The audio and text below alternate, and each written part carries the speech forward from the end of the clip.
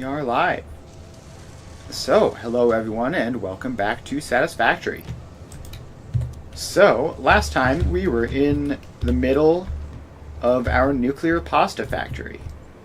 So, we have got all this stuff being produced and we just have to do the last couple steps, honestly. So, we have reinforced iron plates here and we have screws. And we need to combine those two things to make some modular frames with the bolted frame recipe, which I believe is just going to be a single assembler. It's 1.33 and we can overclock it. So this is the place where we're making the screws, and I believe we just take this overflow output and then it should be fine. So let's get that all set up. I always forget that when you first spawn in, it sets you to default build mode instead of Zoop mode, which I'm almost always in. But we can just do that. And then this will go up to there. And this needs to be like a Mark III belt to get 180 some screws. So that goes up, and then over this way. We get the assembler in, can go there, let's say. Then we get the input, and the reinforced iron plates only go into this one thing. So this belt just goes straight over that way, and left any, right any, center overflow. Let's copy that setting so that we have it in the future, because we're probably going to need more of it. Then we just attach that down to a random power pole which is in the area. And bolted iron plates, or no, not bolted iron plates, bolted frames. And we need to overclock it and give it 6.6 repeating. And that is all the modular frames we need.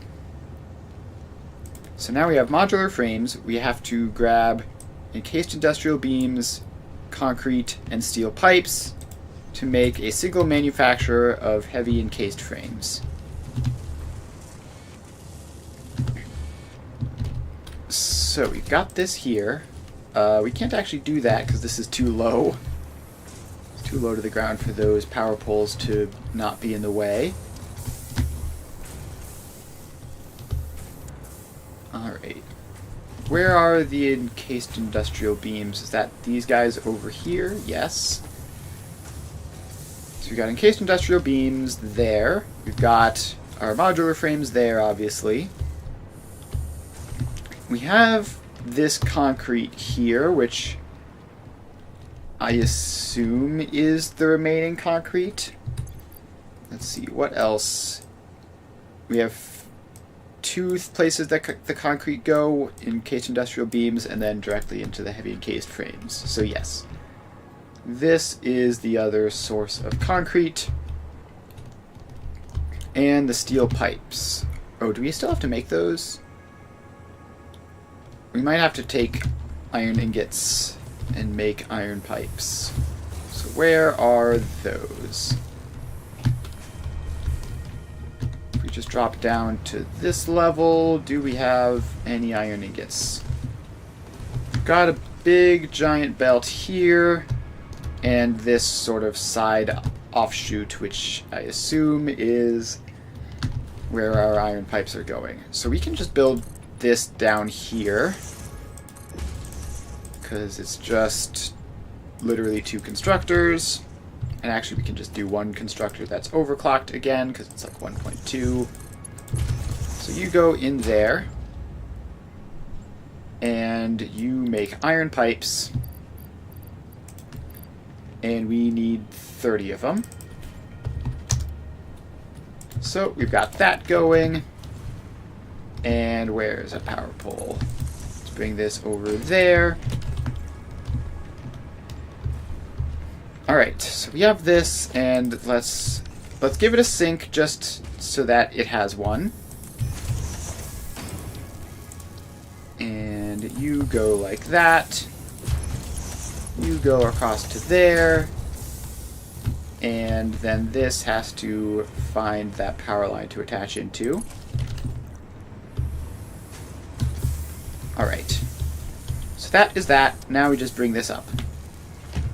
So the next floor up is this one, and there's actually not many floors in this entire thing, are there? It's just a couple. So this expands all the way out to cover up this area, and then our... Oh, I don't know why I almost fell there. And this goes up. And like that. Alright, now we have iron pipes going up here. And this is actually right by the concrete, so that's convenient. And I just realized this assembler that I made needs to have a sink. So let's just get some space over here. Have to be a little bit creative to not get in the way of that power pole, but it should be fine. Just do something like this, and then you go in like that, and then in like that. Now you are left overflow, and center and right any. And you can just connect right down to that same power pole, that's fine. Alright, you aren't getting enough reinforced iron plates, potentially. Why is that? Because you guys aren't getting enough screws. So this is supposed to be 120 screws. And there's the occasional gap on the belt. Alright, back to over here, and we have... Oh, is this going to do weird stuff there? No, it's just not quite fast enough.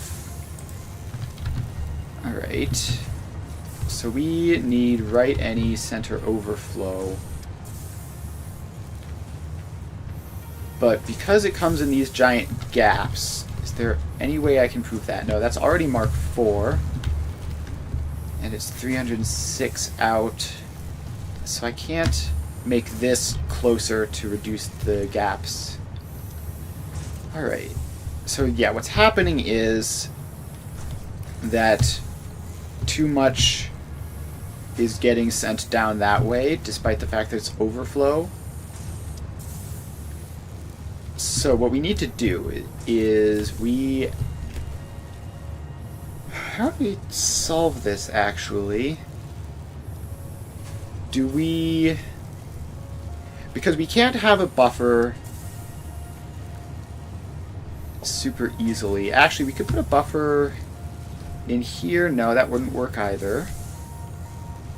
Alright, here's an experiment. What if we take you out and make you a Mark III belt?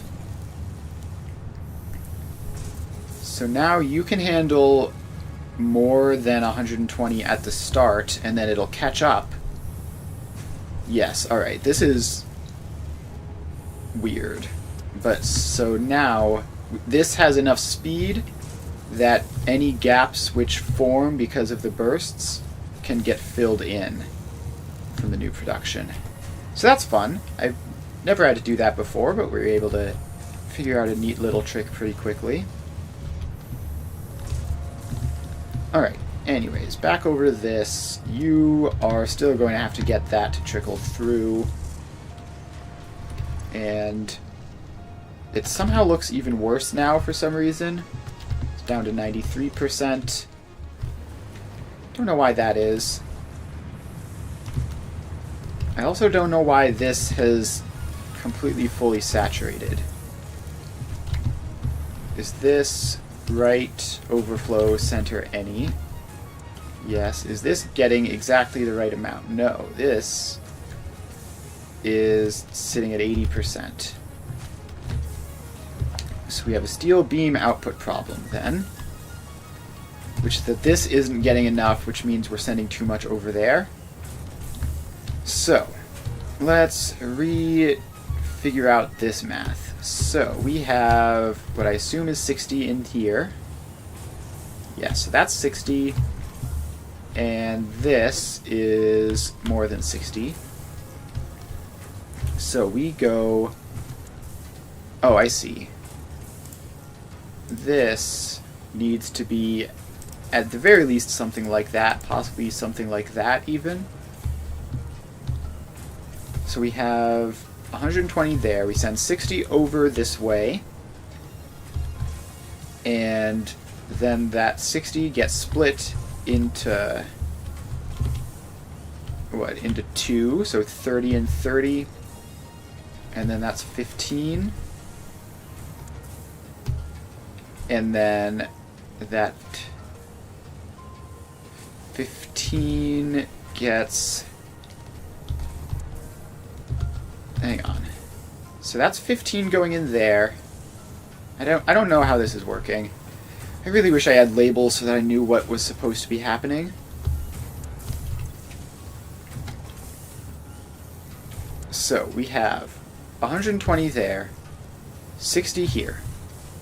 So this is 30, that's 30, that isn't anything. So we have 30 going into this, 15 goes into here, and then merges up with this. So this is another Mark 1 belt. So it's going to be 60. So we have 75.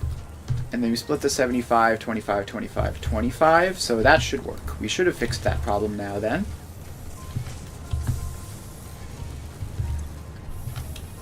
So let's yoink those steel beams out of the way and get this back to producing at the correct rate.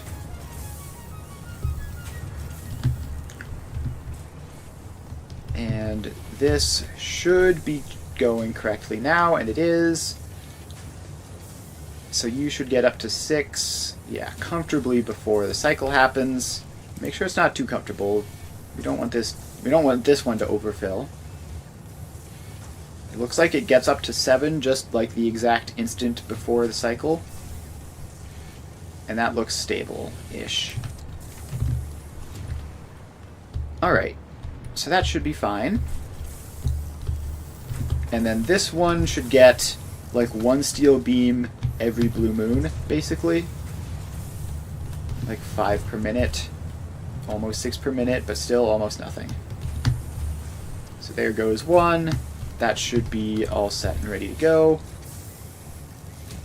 Okay, this is now getting too much, right? If I'm looking at this, the tick up to 7. Yeah, so now it's hit 8. Which means this is getting too much.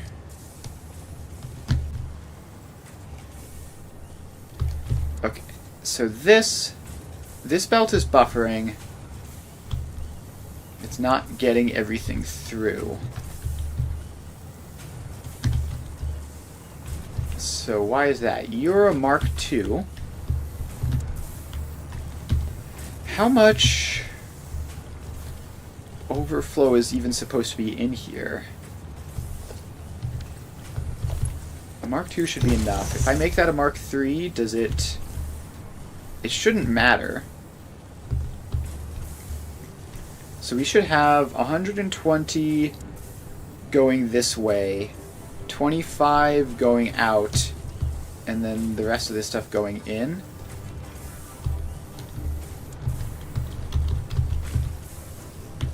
Yeah, I don't know what's causing this to buffer so much,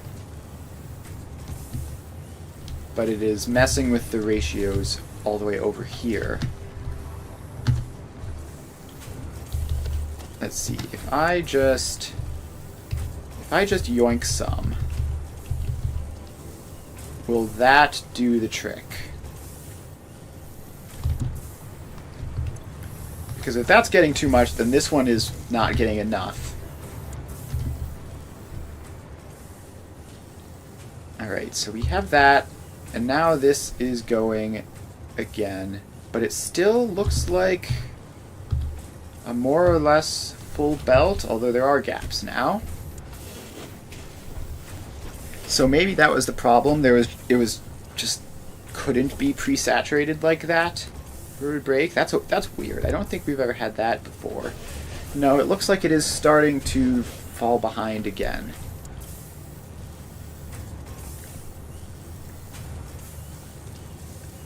It looks like it's starting to fall behind again.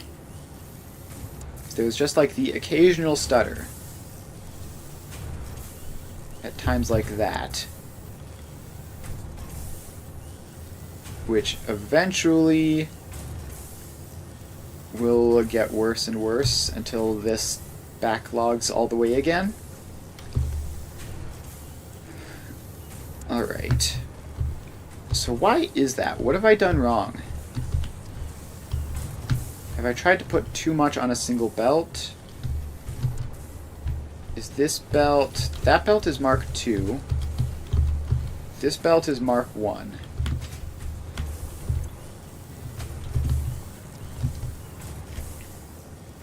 Alright, I cannot figure this out. What is going on here?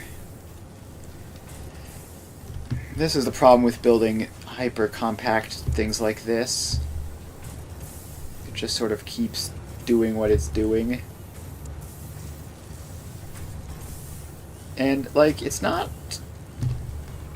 I don't know, it might have been fixed. This is still only up at 13... It's definitely going up. This is definitely going down. Alright, what is going on here? You're obviously outputting enough. Plenty. Is this getting its 25? And if so, if not, why not? So I can't even put a throughput monitor on that. And yeah, this looks like it's getting... Well, it would look like it's getting 30 except for the occasional gap. Like that, where one doesn't go through. Okay, so we have that. Can I get a throughput monitor in here? And if I do, will I even be able to see it? I can. Let's go. So that should be 75. This should be 15. This should be 60. And this should be 50.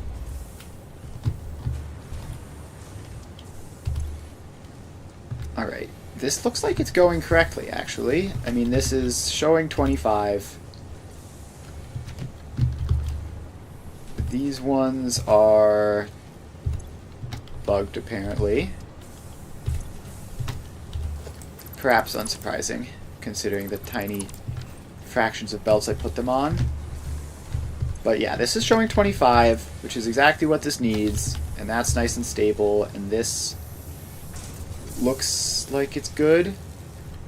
Alright, I think we've solved the problem.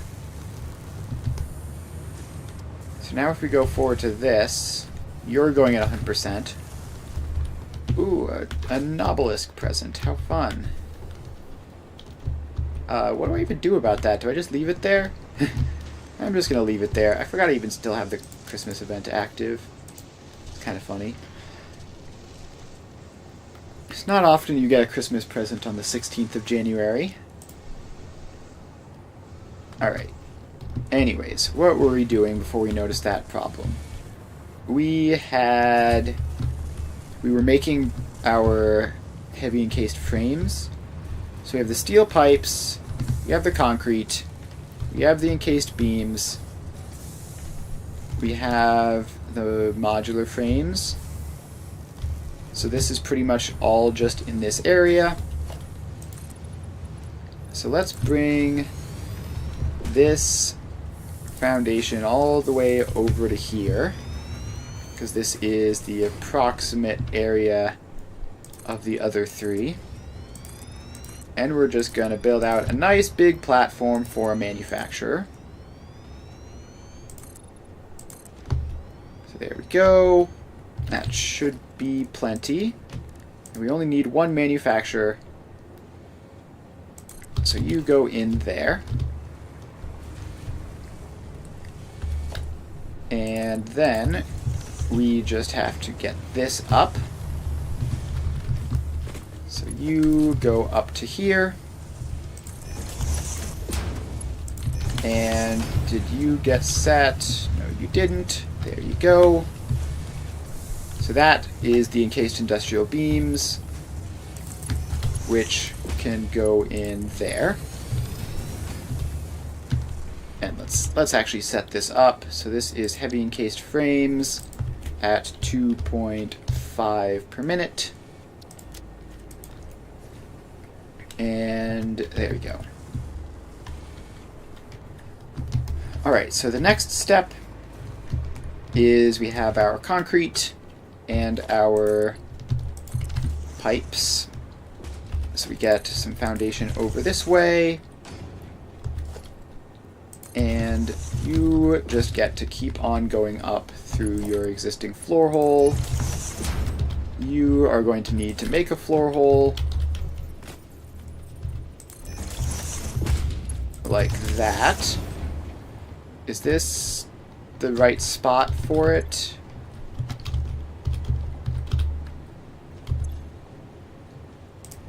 I think that has to be overflow in order for it to work.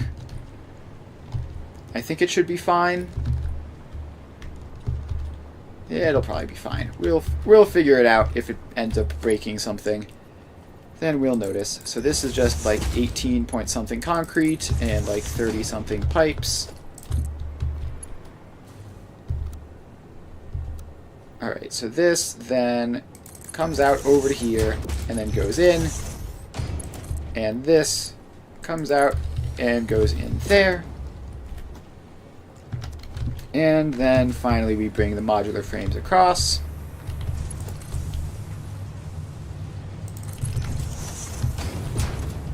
Alright, you are set up. So this then goes around another corner.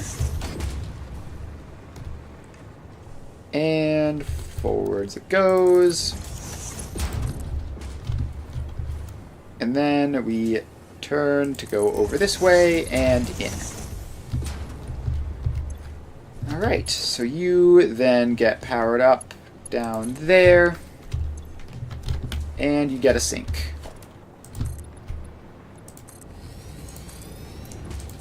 So this all gets established, and sink,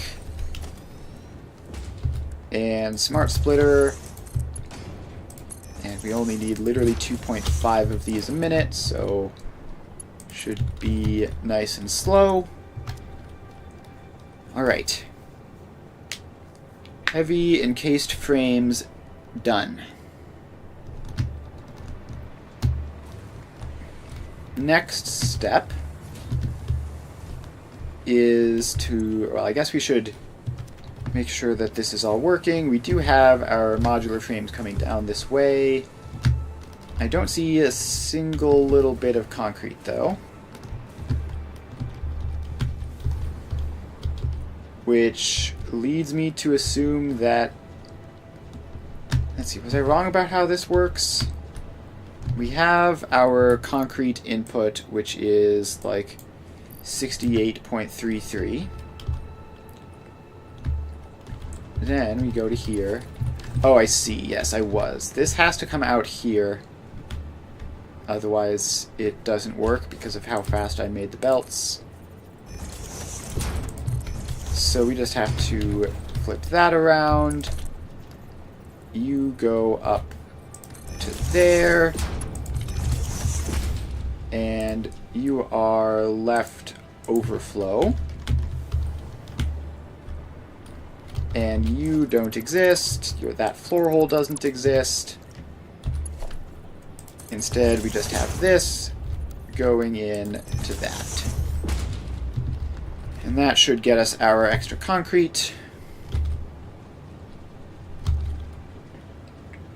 And then we have all of this doing whatever it does. This looks like a lot more than what it needs, but that's probably just because there's extra on the belt. Yeah, so this is going to be dropping down to a much lower rate pretty soon. And then we should be all stable. And this should take 64 seconds for a cycle. It's a good thing we have this starting burst so that we don't have to wait that long for this to start up. Alright, heavy modular frames are now getting the concrete. And now this belt is not going at full capacity, which means that now we will get to see if this splitting system actually works correctly, or if it was just sort of being compensated by the fact that we had more concrete production than we needed. Now this is up at like 280 something, but that's probably mostly because of the steel shortages. Alright, so now this is running, and it's actually 72 seconds because it's slightly slower than it otherwise would be. So that is that. So, heavy encased frame. We then take nitrogen gas, aluminum casings to make fused modular frames in a blender. So let's go and grab the nitrogen gas down here. So up we go.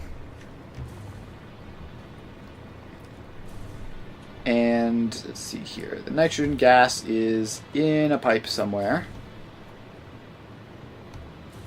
Probably over this way, if I had to guess.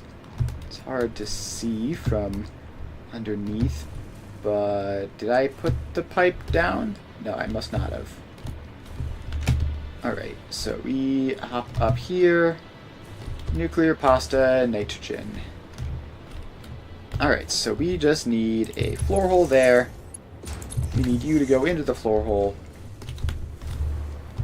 And then we drop down to here and take the pipeline all the way over this way. And it's filled up with nitrogen, as it should be.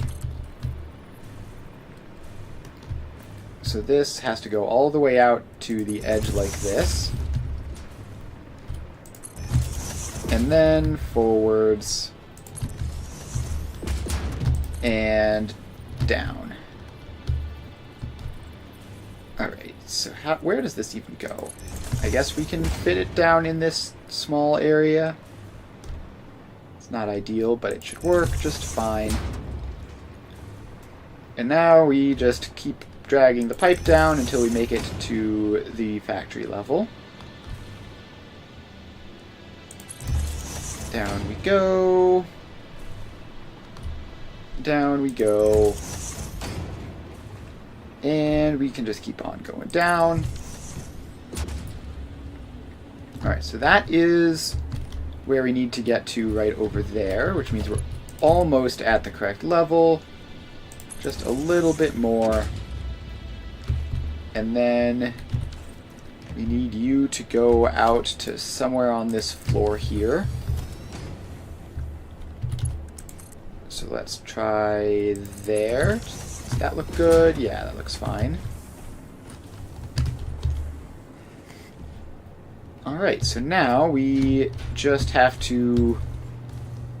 Actually, let's do this on the next floor up, just so we don't have to deal with all these annoying belts. So you get to be a floor, and you get to go over this way, and over this way. So then we have to take the nitrogen pipes out a little bit, and then they go on to this. So we have nitrogen there. We have our heavy modular frames here, and our aluminum casings are the last thing which we need, and they should be down here somewhere. Yeah, here we go. So we have this set up here, which is splitting the casings into apparently 100 that way. Which, is that working? Looks like it, but a crystal oscillator has stopped. They seem to have stopped almost entirely, so let's go investigate that. Alright, crystal oscillators, where do you come from, and what are you having problems with? You are not getting enough rubber. Lovely. Just the sort of problem that I want to be having is a rubber problem, also known as the most confusing and annoying part of this entire factory design. Alright, so the good news is that the production itself is working. The bad news is that some weird stuff is going on with the outputs. So it looks like we have two outputs here. This one looks like it's being oversaturated, and this one looks like it isn't. So let's look at the rubber and see what's going on with you. We need 11.667 to go to the crystal oscillators, and almost 40 to go to the radio control systems. Okay, so 11.667. I guess let's just follow this math and see if it works. So we have a Mark II belt there. So we have 120 going in. This is also, I assume, yeah, so that's 120. Then it goes forwards there. So 60 goes off that way. 60 goes forwards that way. Of this 60, we have 40 go forwards here. So this right here is 40. Then we have this other thing, which should be 60, going into this, which... Oh, yeah, okay, this just isn't connected to anything at all. Let's see here. If we have 40 there... Oh, I think this is just supposed to be 30 there, so we get 40 plus 30 is 70. And then the 70 plus 70 gets divided down to 35, which then gets divided into 3, which should give us our correct number. So there we go. That's that problem solved, and now let's go and fix these belts, which are going to be all messed up as a result. Alright, so we need to yoink the circuit boards and the rubber and the aluminum casings out of that, so that when the crystal oscillators eventually make it in here, these can all be saturated at the correct level. Now it looks like we are getting like 50% or so, which makes sense because we were getting 40 out of the 70 we needed. So that should hopefully hold out until the crystal oscillator supply improves. And then what were we doing? Oh, we were looking for the aluminum casings, right. So that's why we were even over here in the first place. So we have this, which we then just split out. Where is this? 125 aluminum casings, which just have to go up a couple of floors over here.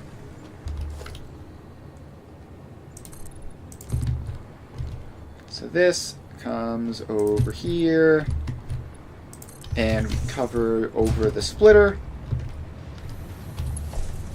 Then this, which is barely Mark III, goes and connects in. and you are right overflow. So that should be all the aluminum casings that we need. And that should be the last time we have to worry about them. So then this loops around to here. It goes along sort of the edge of the foundation to not get in the way of the nitrogen pipe, which is properly filled up by this point, of course. So now we just got to put the blender in. And it can go in this sort of general area. And this is, again, going to be a single blender that's been overclocked, because we're doing that a lot this factory. Alright, so you go in, fuse modular frame, default recipe, and you're going to need 2 power shards to get up to 2.5 per minute. Alright, now we just put these things in. So you go over to... It's annoying that these are sort of just like facing the wrong direction. The casings are on the right when they should be on the left. But I guess we're just going to have to live with that. So you go like that. And stop emoting. Then the pipeline of nitrogen just goes over that and in. And then we just need to get our fused modular frames set up. So they need to get over to that floor hole, preferably on this floor to prevent pandemonium on the top floor. So this just goes down. And then we connect that in. And we set it up correctly so that the sink doesn't get sent to unless something's going wrong. Alright, so now we just have to power this on. So let's give it a power pole and then send it all the way down to there. And give you a splitter and a sink. So that just goes across like that, and the sink goes into the power line. Alright. So we have this all set up, assuming that we have a functional supply of heavy modular frames, which it looks like we do. Looks like it's going all smoothly there. Yeah, not going to have any problems with any of those things. So this heavy modular frame batch, it's apparently 3 in a row. We'll then go over here, and then up, and then in. And that will then feed 3 cycles of this. So it's 3 every 72 seconds into... what? This is going to be like 1 every 24 seconds or something once the overclocking hits.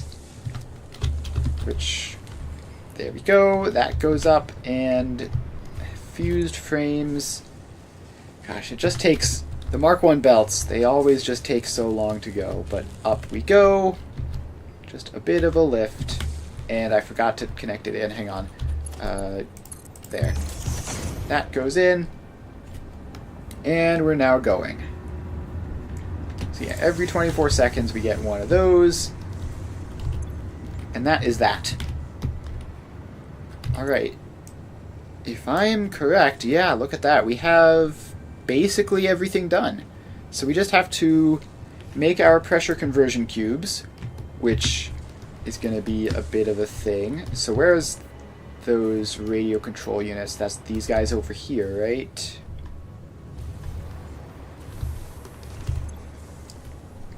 Alright, so this is still backlogging most of the time for most of the inputs, I think. So either they're crystal oscillators, it looks like they must have made it along at the increased rate by now. Like, that guy's pretty close. This guy's only got 40% left. But the rubber and aluminum casings are now having their own issues.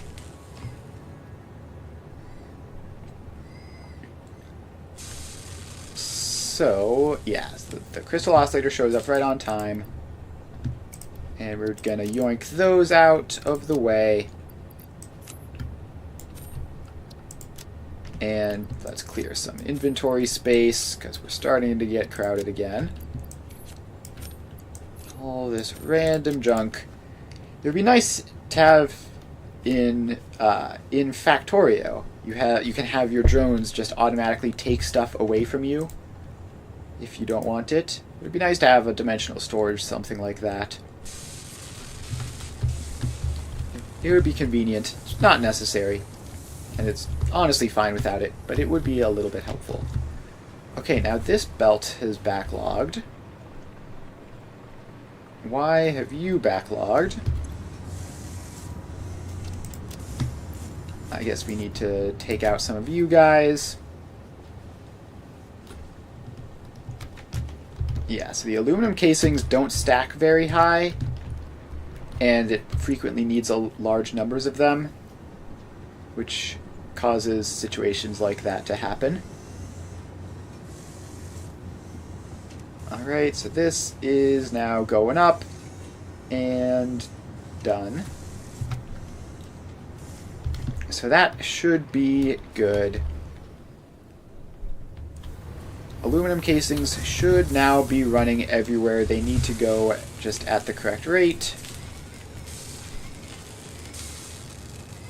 So that is all looking good. Alright, so we have that. And then we just have to grab the outputs from this, right? So we go in here, this makes the radio control units, and we bring them up to the top floor. So they're at least going to be going up this high, and probably even higher. So you go up to there, and you get those settings pasted, so we have radio control units on this belt. Okay, so we have radio control units here, we have our fuse modular frames there. We can combine them up in the middle, like in this area, and have that be good.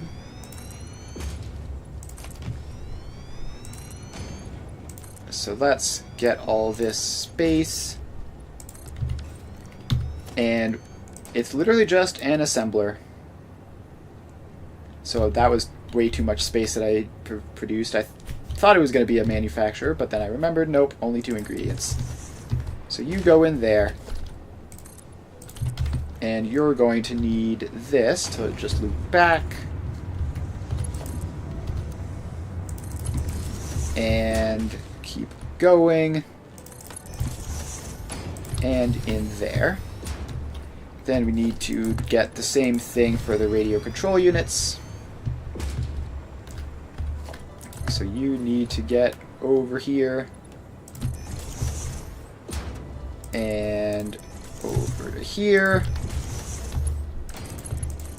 So more long Mark 1 belts are quite fun. They do have the problem of making it take longer for fixes to propagate. So it's possibly just like I shouldn't be doing this, but default build mode, please. This just goes forwards. And then it's got its nice sharp corner into there. And then this is going to be making pressure conversion cubes. 1 per minute. Then we triple overclock it. That's 2.5 per minute. And then we sloop it, and that's 5 per minute. Which is the number we need for our 10 particle accelerator system. So we have that.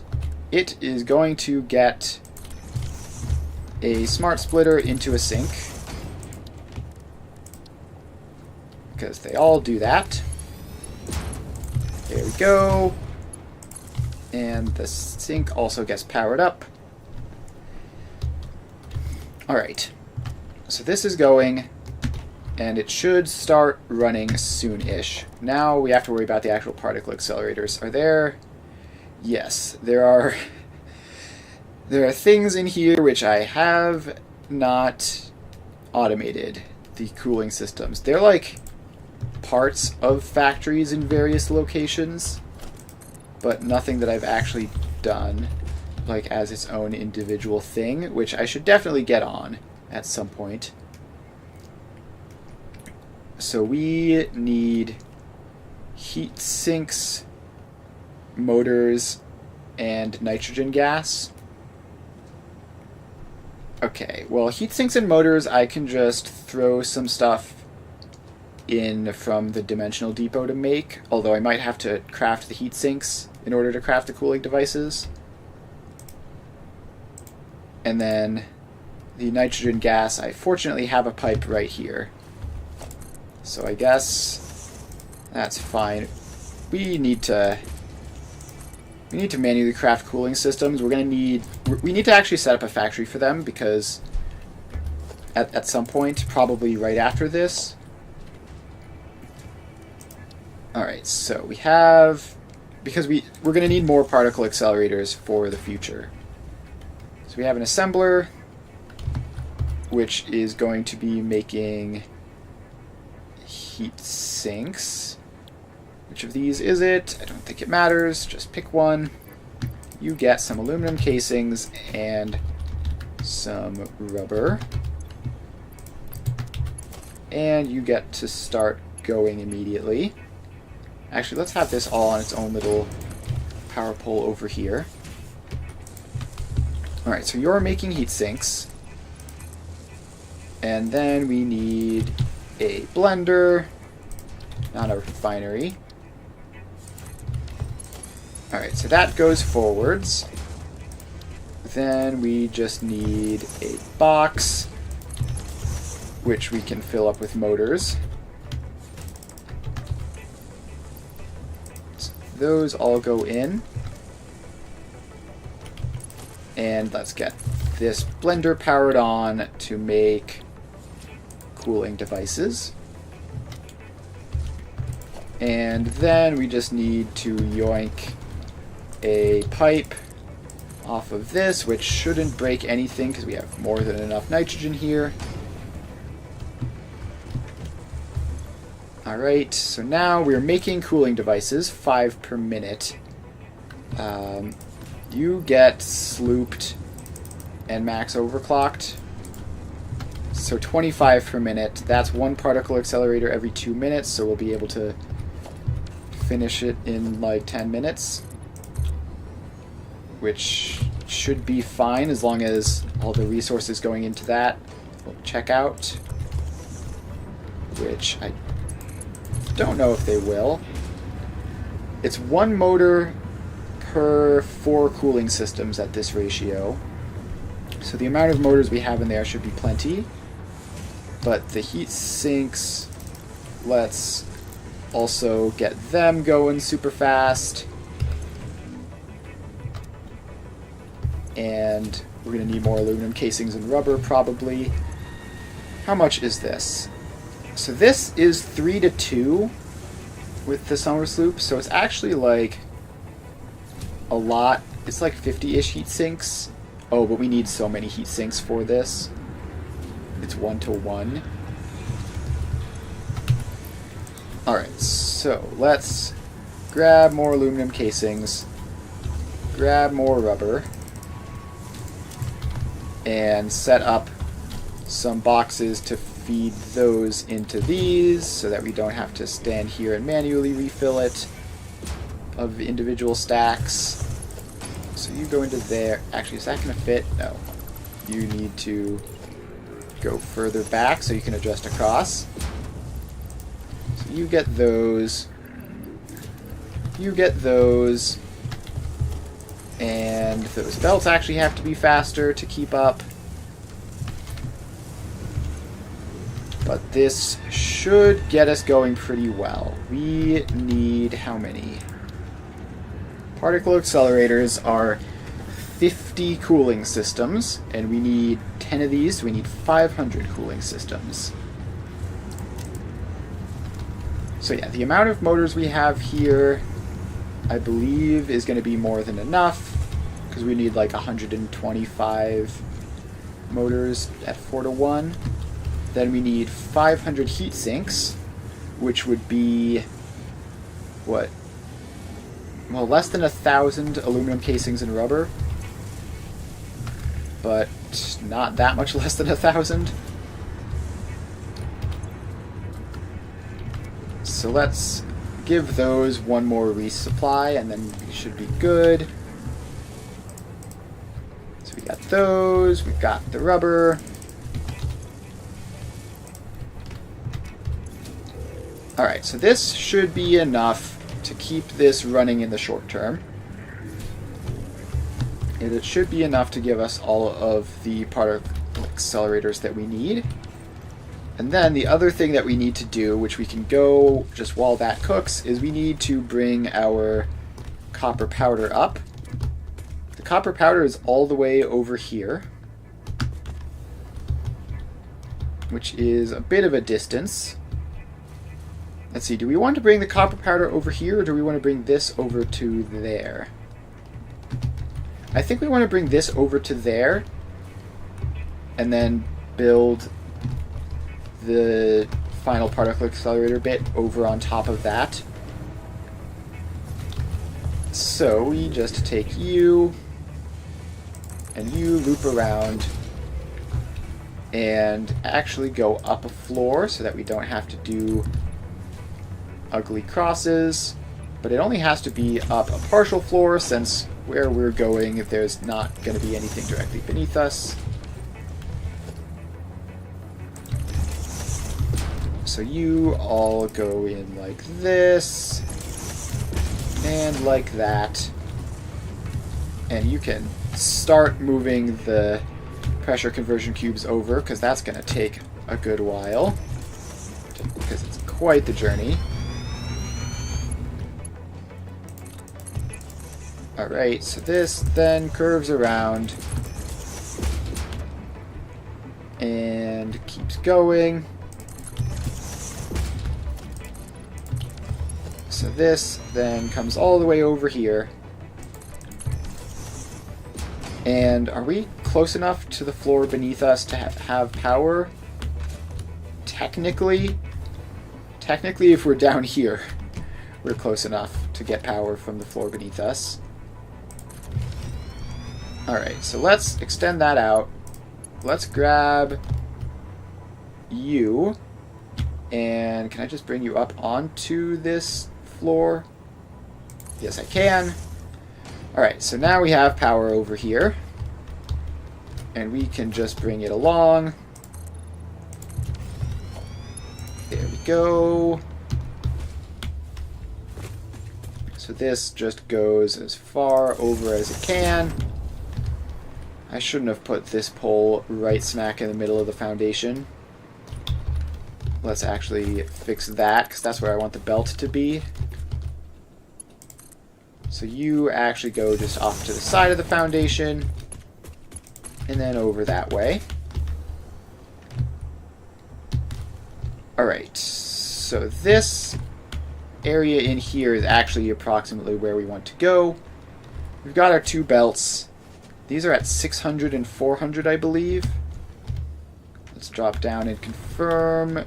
Yes, the back one is 600, the front one is 400. Alright, so let's start by lifting these up. And they're going to have to go up a stage. So up we go, and one more. So you're going to wind up right about there. So let's put your floor hole in and get you connected. Then you are going to wind up right about there. So let's get you connected. Alright, so we have this.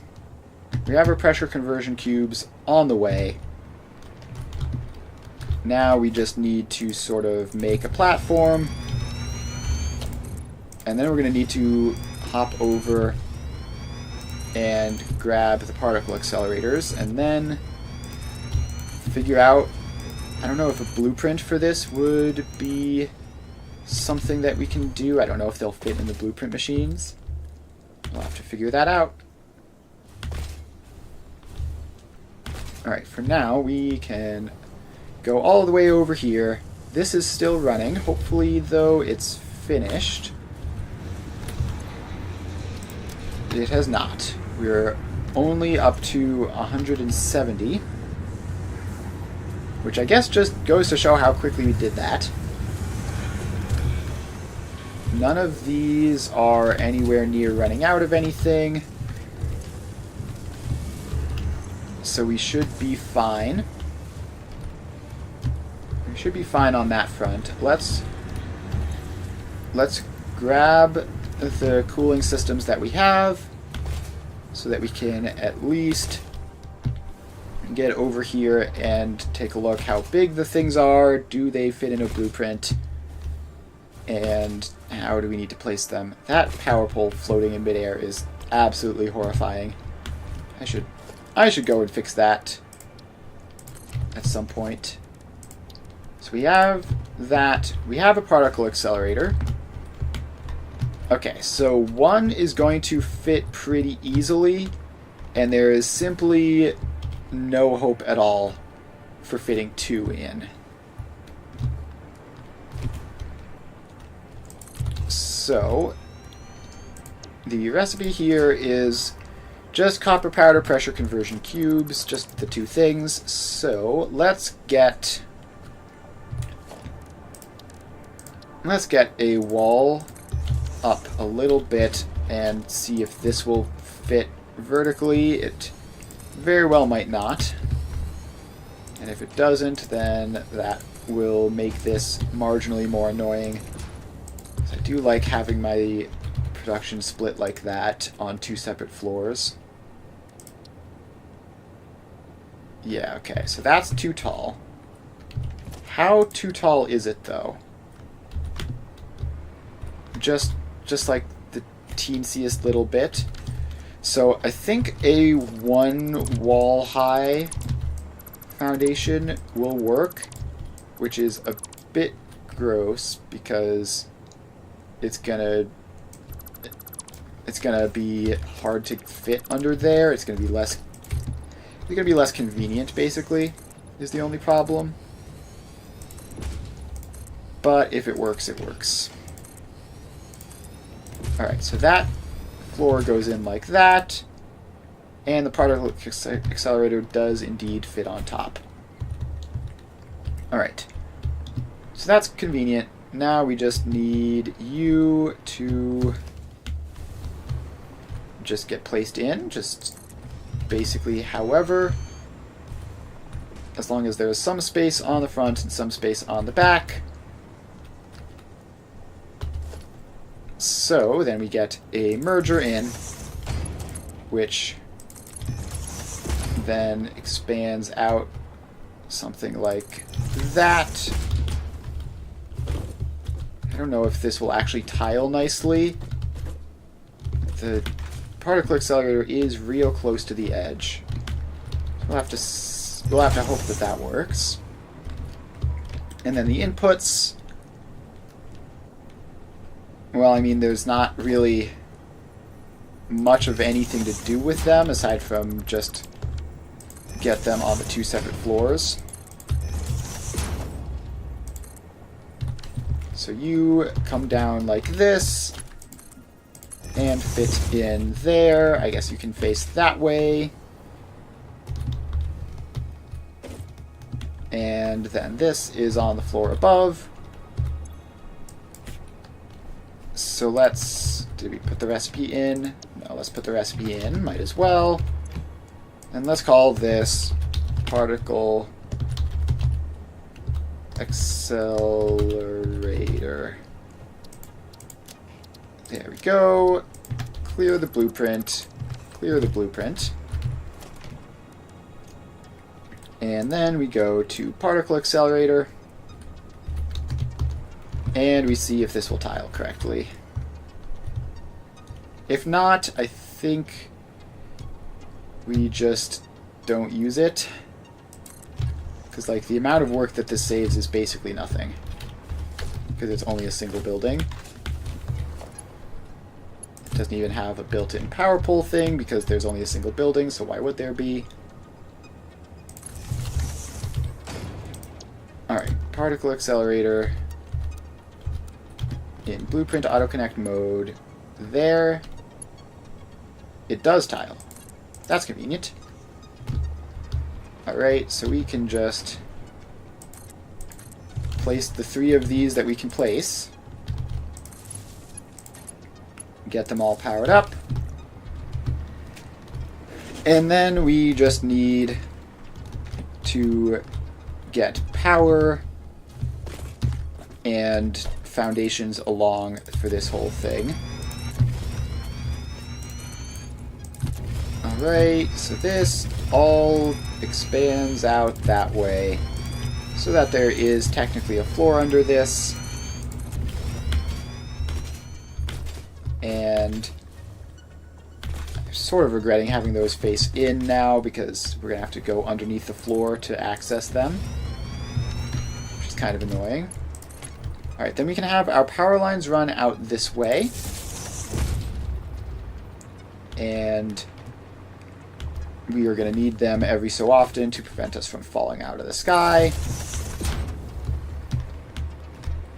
And we should orient this the other way, actually. Because if you orient this that way, then it's just over the factory we already have. But it's fine. What we have here is good enough, I think. I wonder if we want to do multiple rows instead of just one very long row. So we could go like a row of 4 and a row of 6, for example, and that would align nicely with how the copper powder production works. But it wouldn't align very nicely with how the pressure conversion cube production works. So I think just a single row. I mean, it's not going to be that long. This is 3. This is already a third of the entire thing. So that should be fine. So let's hop over to grab, hopefully, the rest of the cooling devices.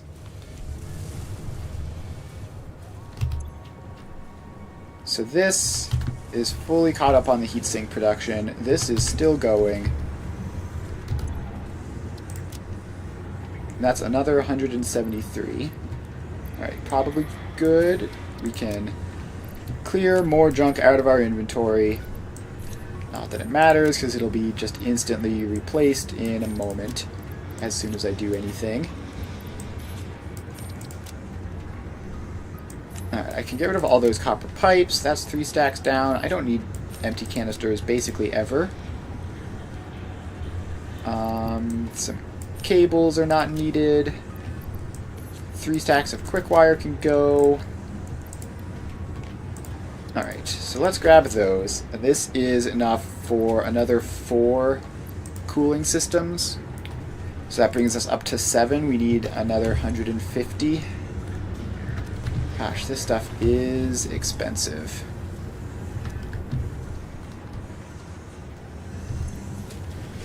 This stuff sure does take a lot to make. Okay, motors should be enough, right? Because that equals 200 cooling systems. That equals 100 cooling systems, and we've got another 100 in there, and another good chunk queued up. So yeah, we have enough inputs set up. As long as the nitrogen trains don't give up on us, which they shouldn't. As long as the nitrogen trains don't have any problems, we have enough of the other inputs. And we just have to wait.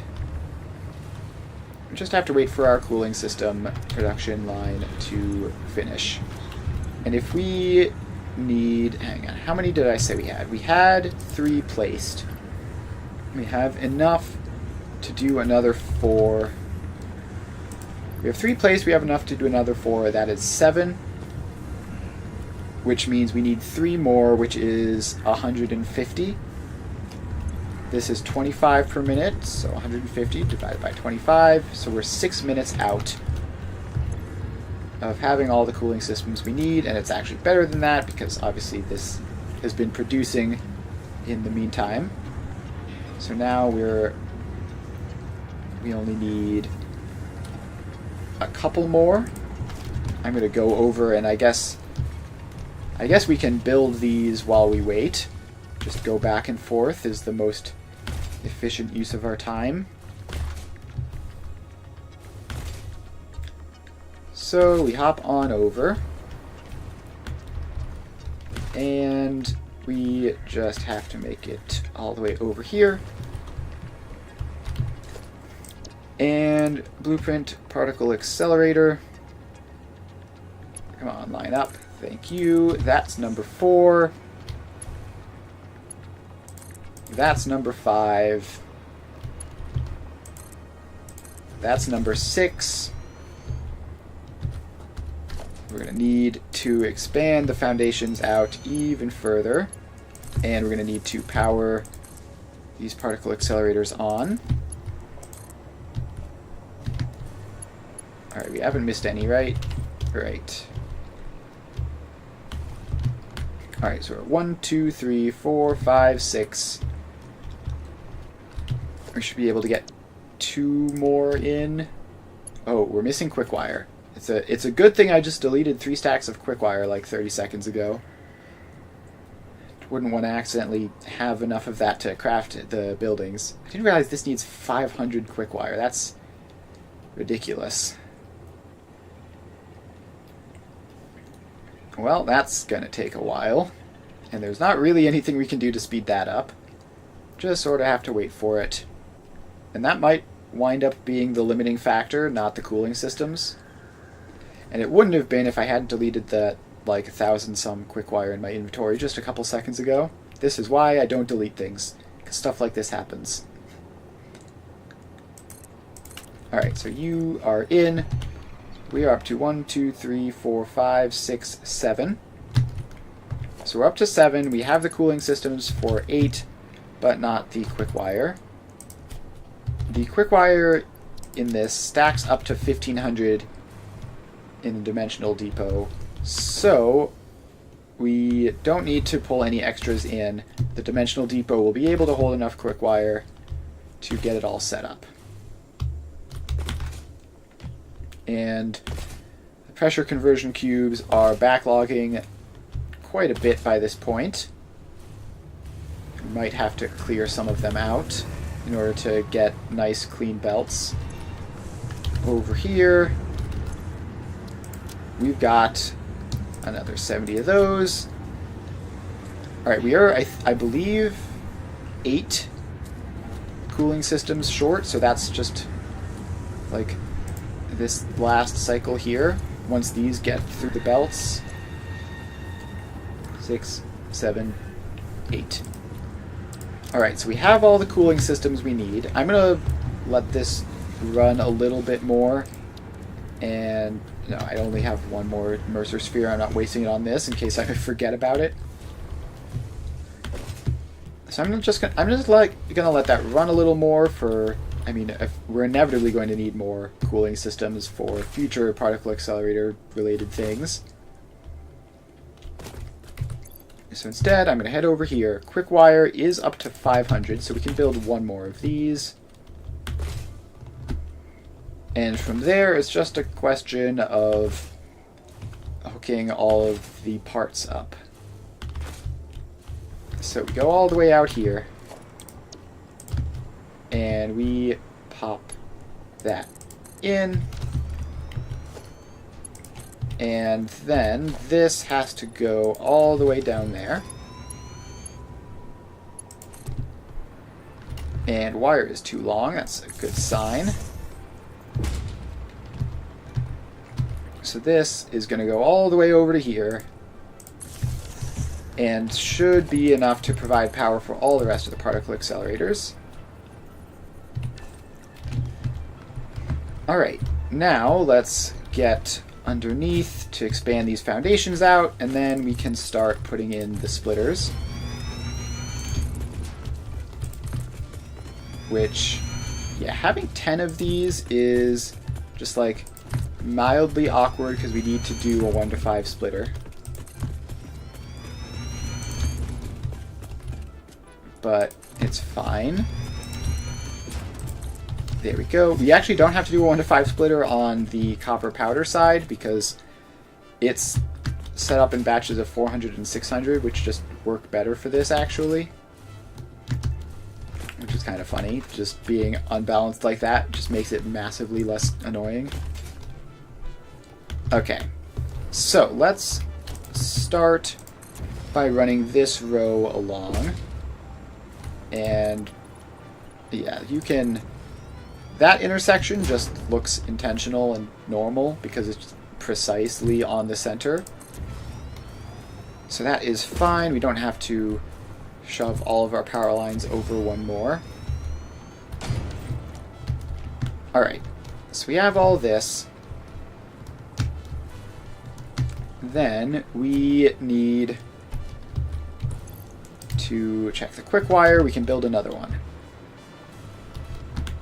1, 2, 3, 4, 5, 6, 7, 8. So yeah, we are one short once we build this next one. So let's go. Particle accelerator. Bam. 250 quick wire left, and we'll be all good to go. You get powered up. Alright, so how do we do this 1 to 10?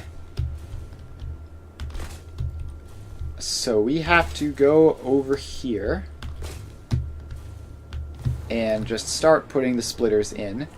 So I think we're going to start with our 1 to 2 rows and then go into the 1 to 5 after that.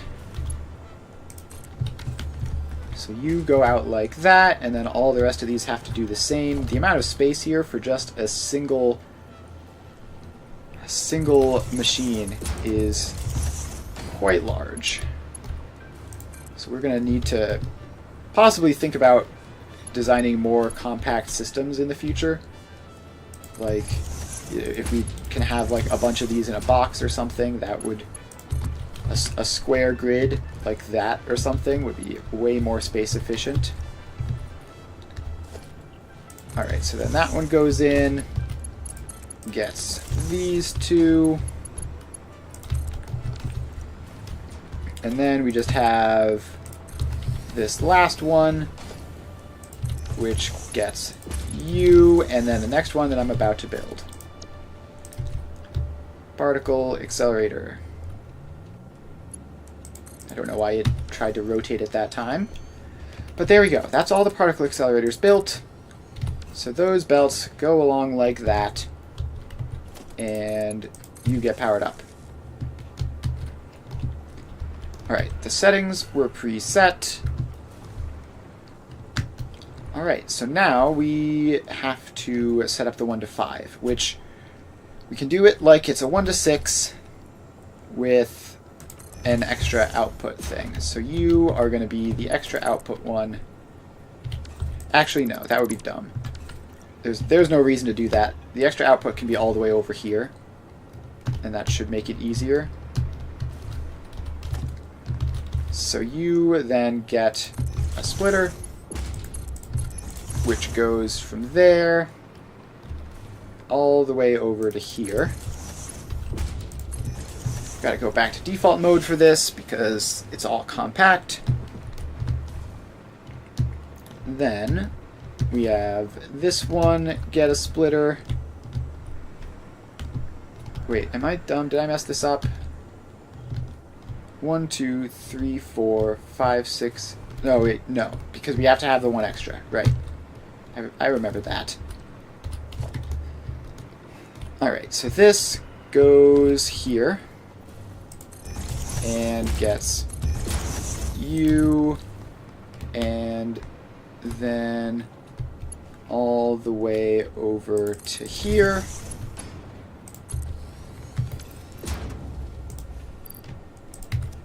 Alright, And then we have this last one, which is just going to have its extra output go into nothingness. So you are here, and you have an output there, and an output there, which... Actually, no, this output has to go out this way in order to loop back properly, I think. Something like that. So now we have our 3. We can put in another conveyor splitter here. Does that avoid the power lines? Barely. We can actually have you just like nudge in a little bit to solve that problem. So you go there.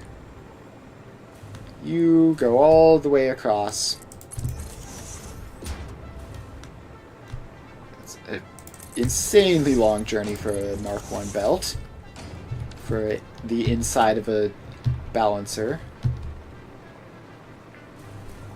But it is what it is. Then this one goes all the way over this way. And into there. And then finally, we have to return the 6th output. So we get a merger, which will then take both of the inputs. It'll take this into the side, and then it'll take the actual input into the back here. So this comes over this way,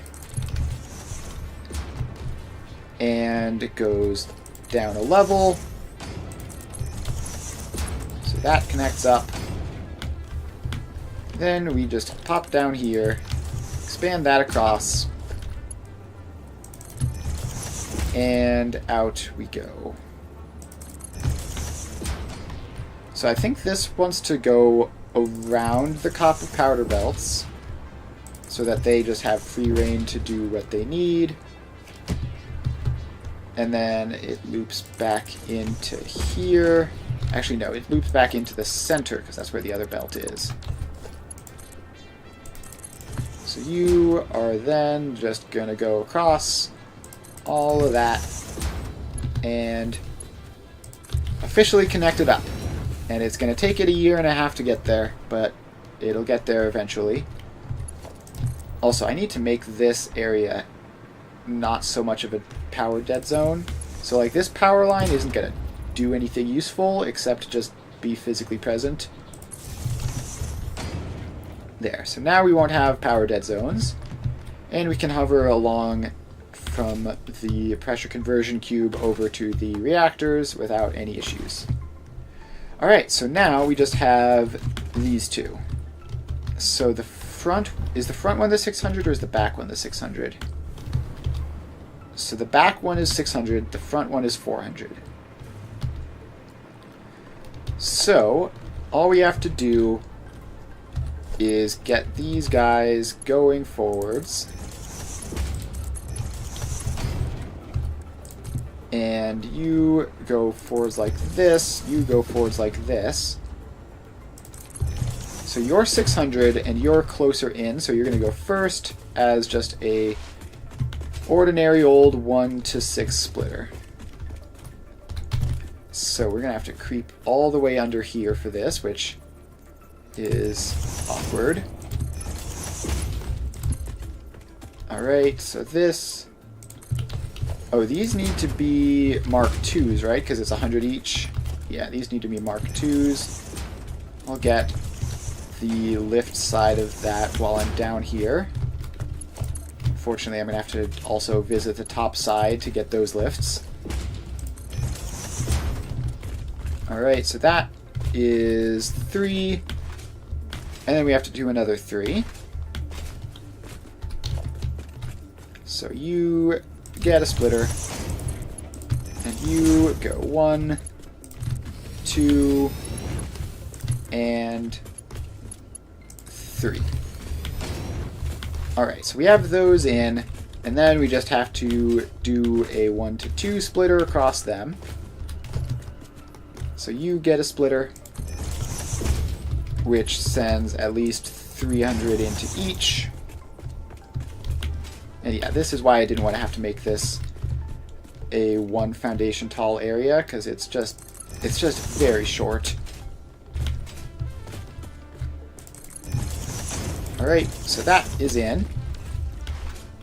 And that is then going to just connect into the belt of 600. So this goes around this way and just have to get it to line up properly, so we just do something like that. And that's copper powder going in. Now we have the belt of 400, which could be on Mark 4 belts technically, but I'm going to use Mark 5 for this, because that's just what we're doing here. Alright, so this has to get out over to here somewhere, past all of those. Wait, did I use... No, I did use Mark II belts for all of that. Did I upgrade the lifts? I did not. Alright, so that's all upgraded. Now we have to go over here, do this very, very awkward crouch jump, and now we can get you all upgraded, which won't do anything until we get the top half of these lifts upgraded, but we'll get there eventually. It's not like we're in any huge rush. The pressure conversion cubes still have 20 miles to go.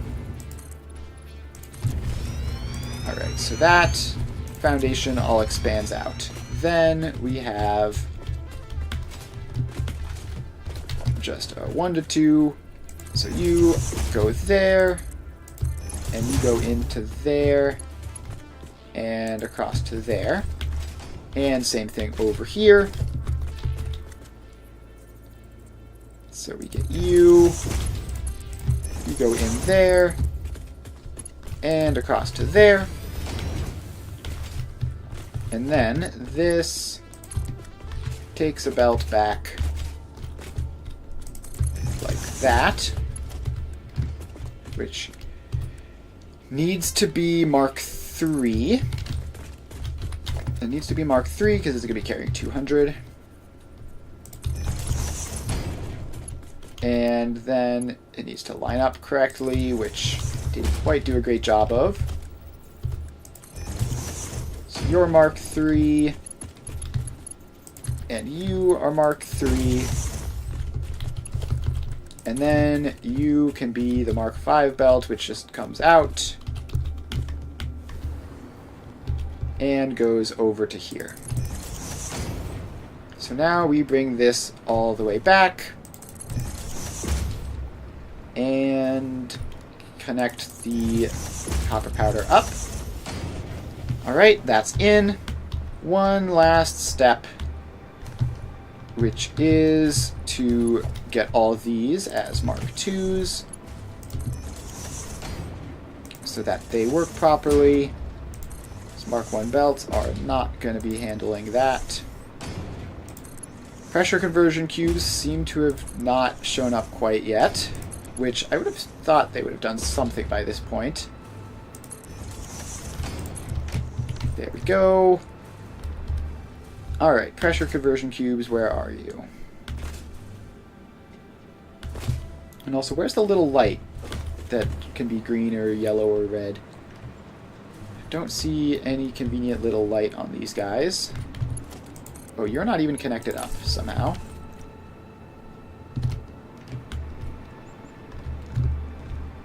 Yeah, the particle accelerators are very, very big and very fun looking. Alright. I forgot to connect the merger across. Okay, so this just goes like that. And that is pressure conversion cubes going in And this one should start producing immediately. Oh, you can tell when this is going. Okay. I forgot how animated these guys were. Alright, and then it's going to take a long time for these to make it all the way along the belts to all the rest of them. But it'll happen eventually. And now the copper powder is going like crazy.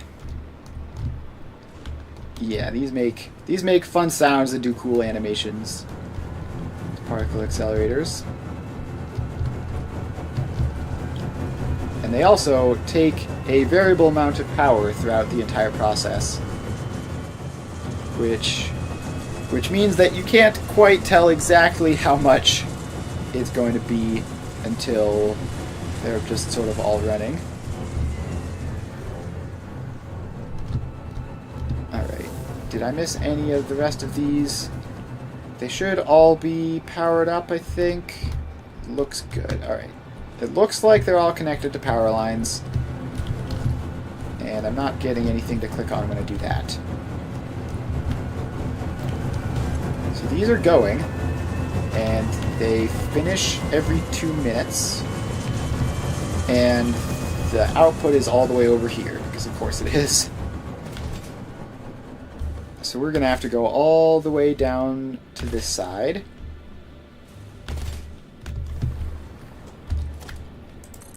And we're going to have to set this up so that we have our drone port and sink.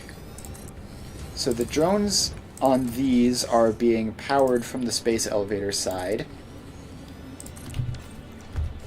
So we don't need to worry about that. We just need to worry about actually getting the things themselves. So we have drone port here. And it is just going to go that way.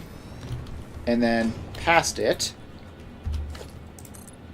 Actually, hang on. So this is where we're going to be inputting it. So we can just have the sink be directly across from that. So the sink can just go there. Then we have a smart splitter there, which goes left, any, right, overflow. So that connects across. That goes back. And we just need to get this stuff powered on. So this goes over to here. And so does the sink. So this is nuclear pasta source. There we go. So that will fill up with the nuclear pasta once we have any, which we should by now. Yeah, I think I see some on the belts. They're nice and bright blue. Alright. We have our nuclear pasta. There we go. And we should be making, what, 5 per minute? Which is not a huge amount, but it is a lot for nuclear pasta. And so that is going. I probably could have done more based on just like how all the production numbers lined out. I probably could have made this even more overkill and gone for like 10 a minute, but we've been doing 10 final production machines for all this stuff so far, and there's no reason to end that now. So, the nuclear pasta goes into here, and then it just sits there, and then a drone from the space elevator will come and pick it up.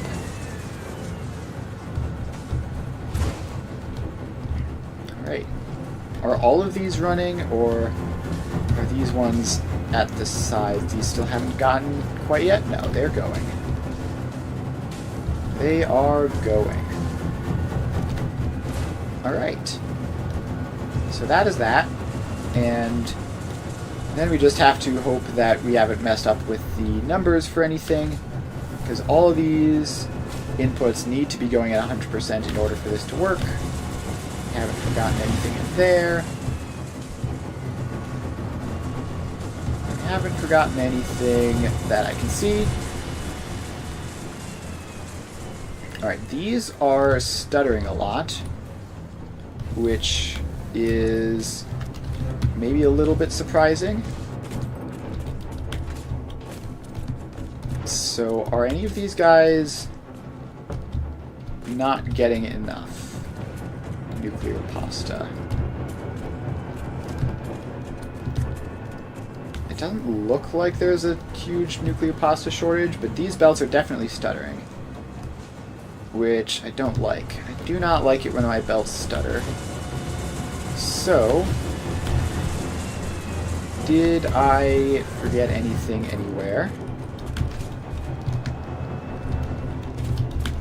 Ah, this sucks. Okay, I might be trapped now. That's fine. We can slide jump under that. Alright, so this belt stopped running for a little bit. You are Mark II. And you go up to here.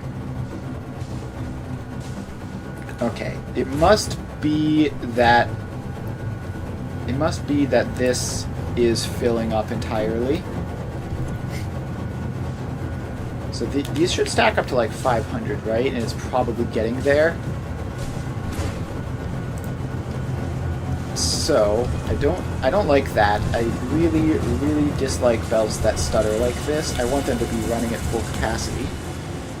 So the way to stop that is we just disconnect these temporarily.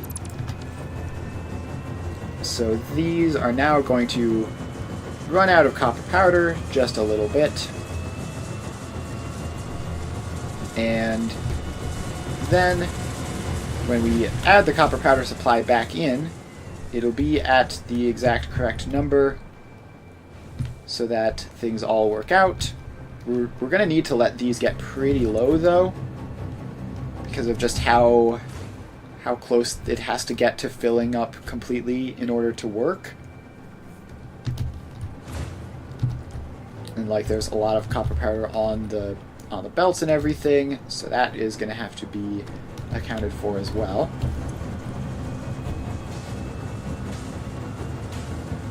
So it should only take like another cycle or so before these are done.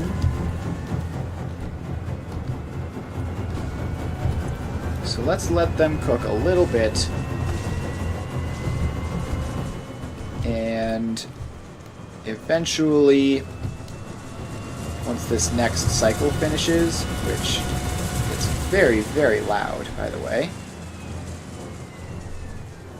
So once this next cycle finishes, how did these get up to 13 each? I think that's just because there was a lot on the belt before I connected it through. Yeah, that's probably not an issue. Okay, power. Is power a problem now? No, we're still fine. Max consumption is still nowhere near production or capacity. So that's all going okay. And this should be about at the point where it finishes and can't run another cycle. And then we're going to have to wait a little bit after that for all the rest of these to get done with that. Like, I think this central one might actually already have shut down. No, it's definitely going. Alright, what are you doing? You have another full cycle in you. Okay. So one of the other reasons I want to do this is so that all of these can be synced up as opposed to this, which took a long time to get through, which means that all of these got it at different times. These belts are relatively fast, which means that they should all activate at about the same time once it's going. So that's another reason to do what I'm doing here. And mostly just because it looks nice. So this one is deactive. This one is about to go. And then probably all the rest of these will go one at a time after that. There we go. You're turned off. You are just about to finish.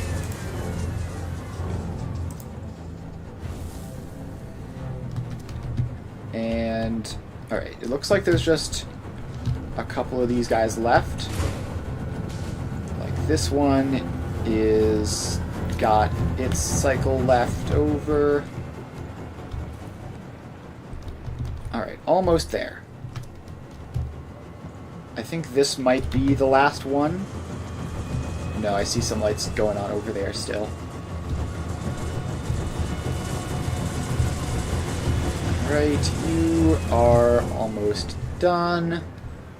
And then there's just these couple, which I assume are just about finished.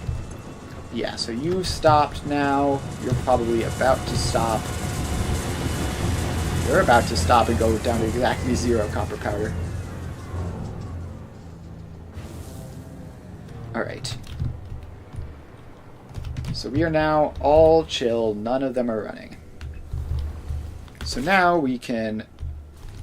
Actually, we should bring the copper powder out to make them as close to in sync as possible. Because some of them have like 40 copper powder in. This one is just barely finished.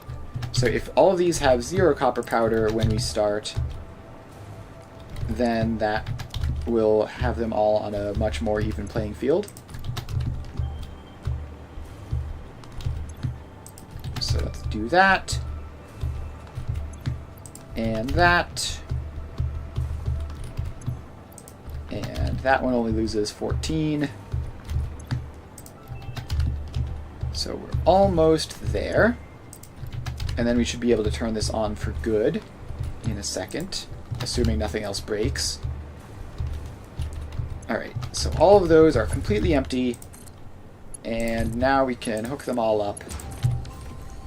And off we go.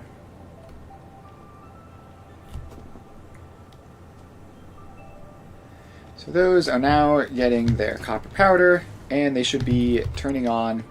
It'll take a good portion of a cycle for them to actually be active, because they need 100 per minute. They're getting 120 per minute, which means that it'll take like almost a minute, almost 2 minutes actually, for these to be reactivated fully, and that's fine, because we're not in a huge rush here.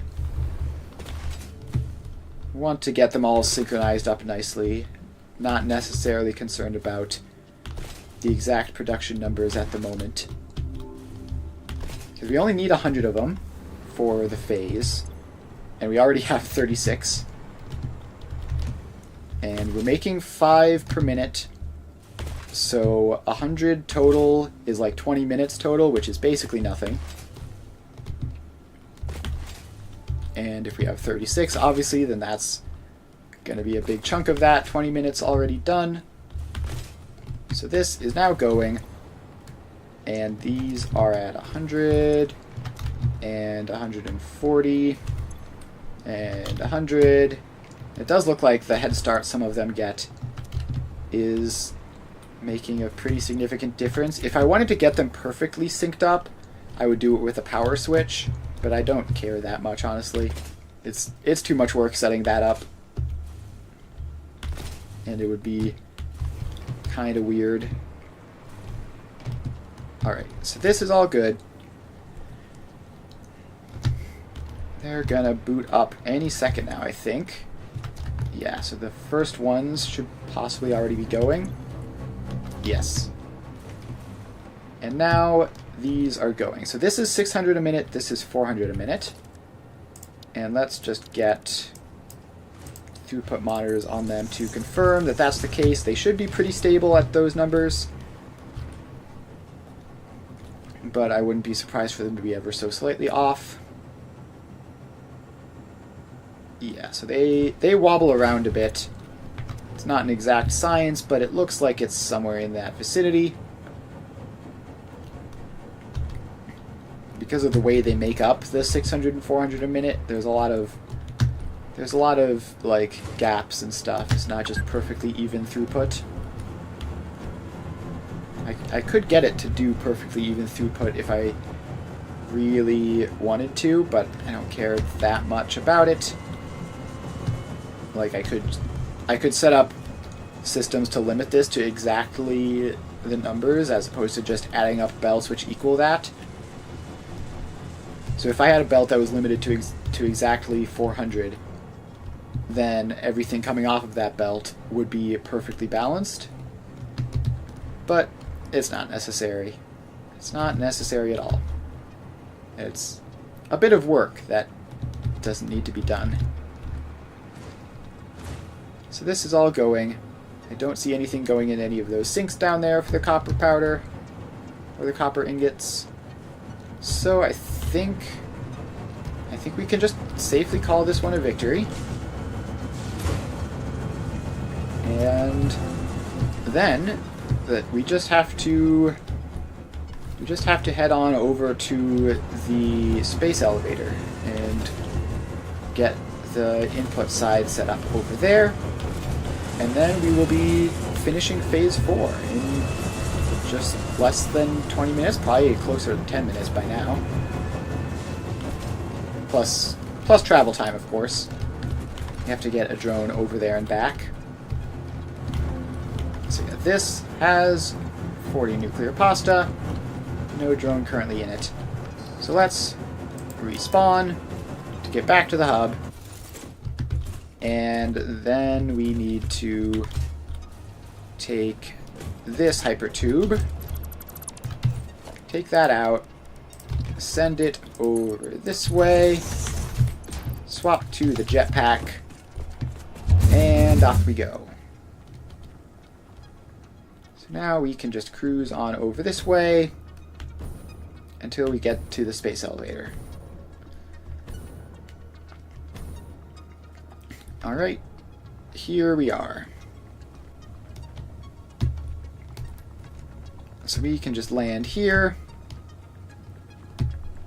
And we need to get fuel into a new drone port. Let's swap back to hover pack so that we can hover more easily.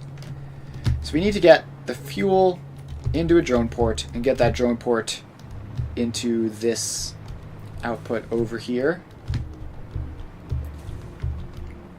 So this train track was just for testing or something, right?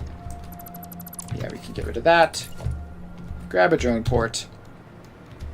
And I guess this drone port can just be here, because that'll be a nice compromise between having the fuel close and having the output close. So you go up to get over that belt, go over there, and then into that fuel. Then we have to label you, what is this called? Space Elevator Nuclear Pasta. There we go. Find a power pole for you. Right there. Get a drone in. And tell you to go to nuclear pasta source. So now once the fuel goes in to fill that up, this drone will go over there, grab the nuclear pasta, and come back. And then it'll probably have to do that a couple more times. And then we will have all the nuclear pasta that we need. Alright, so all of these are just sitting here doing nothing, which is fine. We are going to connect the nuclear pasta all the way back and into there. Alright, so the output belt speed there shouldn't have a meaningful impact on how long it takes to get the nuclear pasta through. That should just be fine either way. So we're just going to leave that as a Mark 1 belt. And then we can just wait for that drone to go. So let's then respawn, go back to the hub, back up to the desert, so that we can continue poking around the nuclear pasta factory, make sure everything is functional, because it is very, very much possible for there to be some problem somewhere, which is going to cause the whole thing to not work. I swapped to jetpack, right? I did, cool. Off we go. Is that a drone down there? I think it is. That might be the drone, actually. That might be the drone that we just sent off. It's heading in the right direction anyways. Wonder if we'll beat it there. Okay, I think we beat it there. Assuming it is actually coming this way, which isn't technically guaranteed. Alright, we're back. We're back and back in hoverpack mode. Yep, there's the drone right there. So it is going to pick up 51-ish nuclear pasta. And that will be that. Gosh, the particle accelerators are very, very loud. I always forget how insanely noisy they are. But it is what it is. So the drone is going to go off, and it's going to take a big chunk of nuclear pasta, and then obviously future trips will be carrying less, just because that one had a whole bunch of extra built up over the time. So now we just have to check. You are 98%. Is that 98% because you're not getting enough copper powder? Or is that 98% because I had you turned off relatively recently and you haven't quite recalculated? Okay, we have to just sit here and check to see if it gets up. It should get up to like exactly 400 copper powder by the time this finishes, and if it's only up to like 399, then we have a problem. If it's up to like 401 or something like that, then we're fine. It is so loud. Jeez Louise. I mean, to be fair, I am standing directly next to it, so you know, I could just not be doing this. Alright, it looks like we're good. Yeah, so we're gonna get up to like 410 something, and that will be fine. Alright, so these have both very much stabilized at around the correct numbers. I actually am going to do the thing, so it shouldn't be too hard, right? We just need to have 600 is 120 times 5. 120 times 5 is 600. So we can do that easily. Actually, we can do 480 plus 120, and it's even simpler. And then 400 is... well, if we start with 480 minus 80, that's not great. If we do 360 plus 40, that's easier. Alright, so yeah, let's do that. So we're going to cause another minor disruption in the copper powder supply just to make these numbers ever so slightly better. Alright, so that goes out, that goes out. Then, for this one, which is 600, we need to split the input belt, and we need to get 480. Actually, we don't need this whole, we don't need extra belts in there, we can do just that. So we need 480 plus 120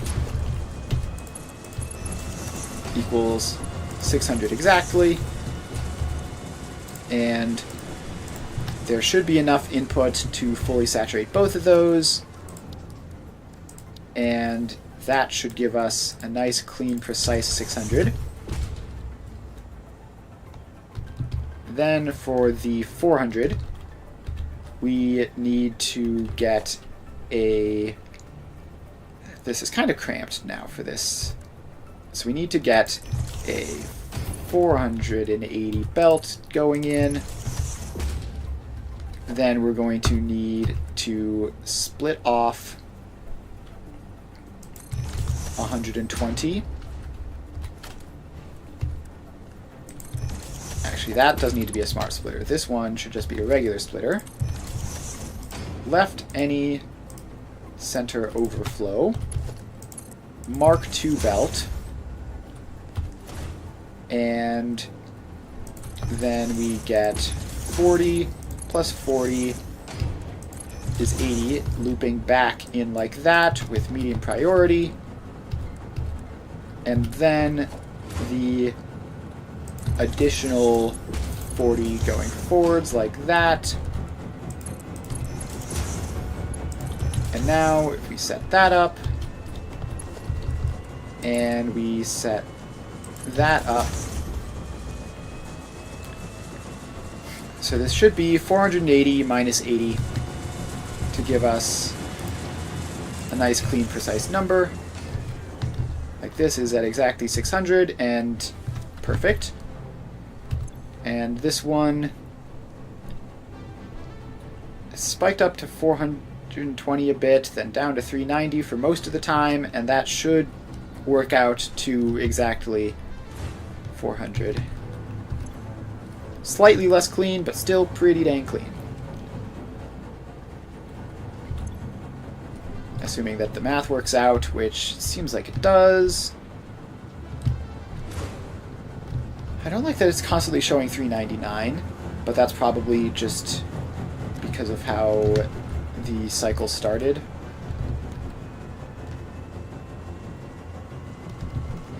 Alright, so that is now all good to go. And it's pretty much stable here.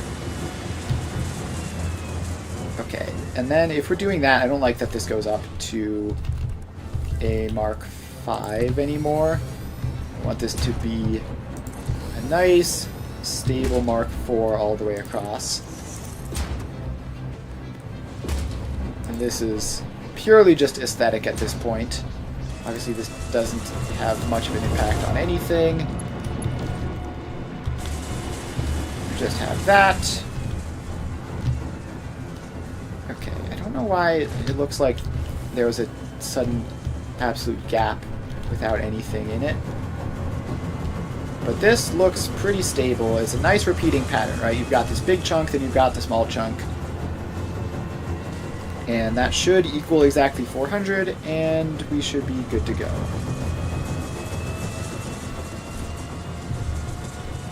Still showing 399. Also still calculating, despite the fact that it's been quite a while. The 600, meanwhile, is going perfectly smoothly. And that's doing its thing, that's doing its thing. So yeah, I mean, this should just be, like, slightly balancing out the exact pattern in which it goes, not so much the actual numbers, because the actual numbers were correct to begin with. So does this sync anything? Because it definitely shouldn't be. And it looks like it isn't. So it looks like it gets pretty close at points, but it never quite gets there. So that is good. And then, let's see, I think we want to, while we're working on extreme levels of making it very nice, let's yoink some copper powder from this belt to remove the staggering down here as well. And I think we need to yoink it from there to get it. There we go. So now that belt is running at full speed, and we just have to do the same for this one. And let's see here. I have a couple stacks of that in my inventory now. Let's just clear them out.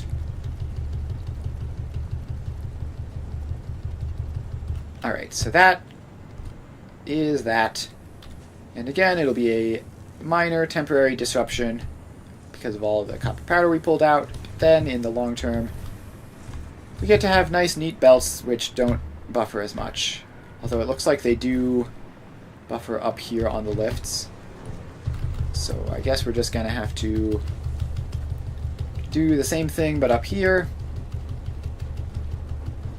Grab all this stuff out. and see if that fixes it. It's still stuttering. It is still stuttering, so let's just keep on going. And it should be close, because there can't be that much on there. Yeah, there we go. Well, I saw it for a bit, that the occasional gap was getting through. There we go. So now that is what it is. Nope, still not quite. We were almost there, though. I think that this is good at this point. And now I don't know if what I'm seeing is just lag or something, but it should be fine. So obviously that's going to mess with this in the short term while it gets fixed. And then we want to do the same thing for this one, just mess with it a little bit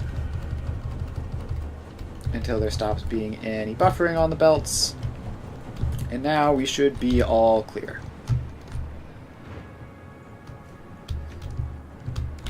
Alright, so that will then take a little bit to make it through. Some of these machines are probably going to turn off temporarily, but they'll be right back on in a second.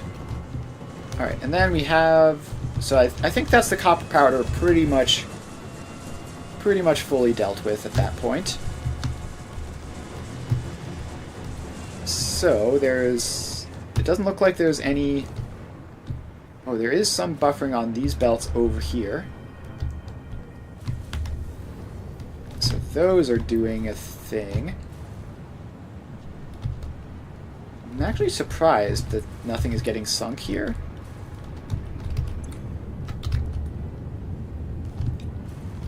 Yeah, so this...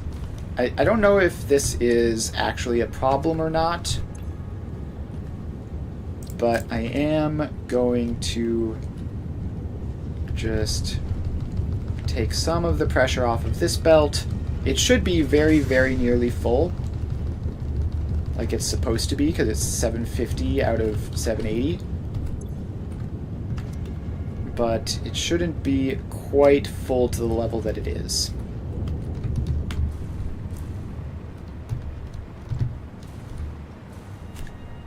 And yeah, so, I mean, we took a little bit of pressure off, and it should be fine now.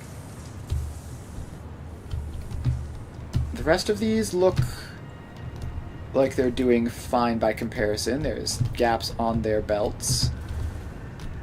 So yeah, I think actually what I want to do is just like physically yoink some of the copper out of these machines. So that 15 isn't going in, that 11 isn't going in. So that should ease up on the amount going out. Because we do like seeing the little gaps on the belts as they go. There we go. That is that, and that. Alright, I think that is recovered at this point. I don't see any jittering anymore. So that is good. Alright.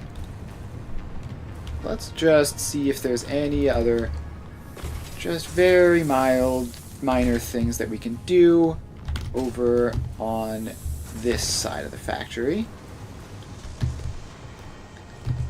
So this is going smoothly. Okay, here is a belt which is oversaturated. So what is happening with this? You're going at 100%, but you just have too many quartz crystals for whatever reason. So let's pull those out of the machine. And then also just... There's a lot on this belt backed up already. So we're going to help a little bit more by pulling some of these guys out. Actually, is there just too much quartz crystal production in general? No, that looks... It looks like it's going fine.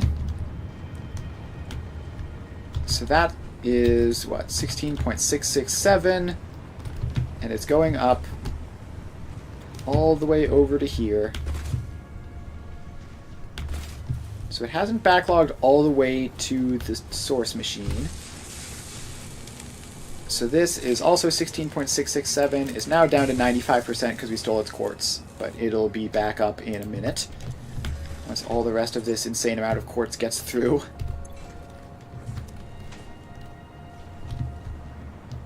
Alright, so we have that. Then there's this, the plastic, which this, I mean, this is overflow, right? So it just has to be like that. That's just how that works. Now, if I were sneaky, I could maybe, like, squeeze those saturated belts down to be practically invisible, but I can't actually get rid of them, so I'm not going to worry about it.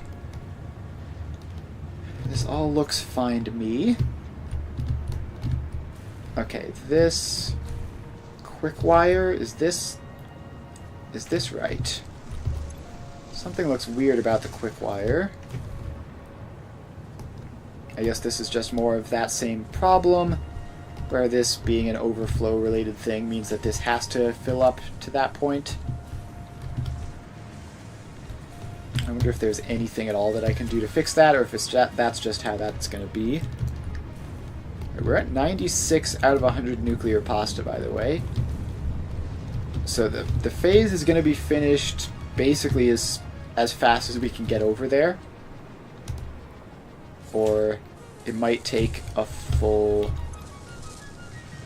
It might take an entire, what's it called? Another drone to make its way, so it might actually be a little bit to get those last 4, but it's going to be fast. So this is a Mark 1 belt, it's meant to be entirely saturated. This side is doing just fine. And that's supposed to be a Mark 2 belt of screws. So again, that's supposed to be completely saturated. Oh, and then there's this sort of cute little fix that I had over here earlier to make that work properly and not have gaps, because there would have been a gap there, but the belt was fast enough so it didn't happen. And then we've got this, which is going strong. Concrete in here is kind of high, but it's concrete stacks to 500. So that's not an issue, and it's been like that for a while, I think. Alright, everything looks fine there. Our temporary cooling system production has finally given up. Let's grab those and just dimensional depot upload them so that we have them for later, but we definitely don't need them at the moment. And we can just dismantle all of this. Reclaim those parts. There we go.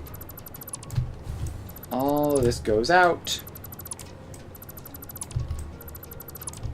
And that's that. Alright, so this is going. It's making its 5 per minute. And they just sort of come in their batches of 2, which is fine. Then we've got these, the fused modular frames. They're doing perfectly normally.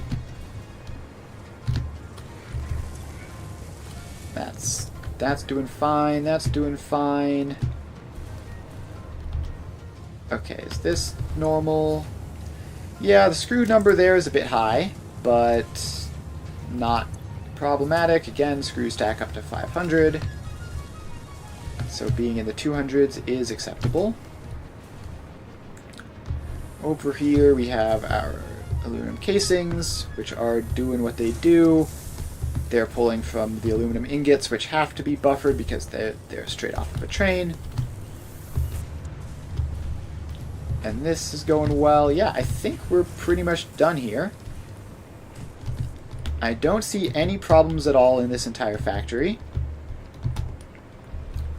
which means that we should be just about done.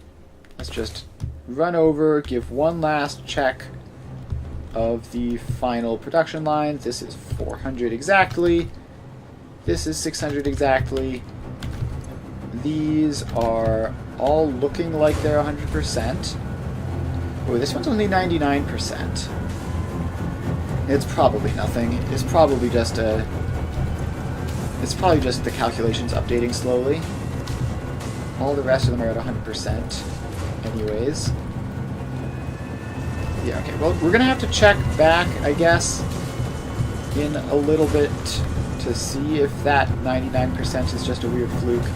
This one's down to 96%. That, again, because these cycles are so slow, it could easily be that this is just taking its time. Can I like, options, audio, is there like a specific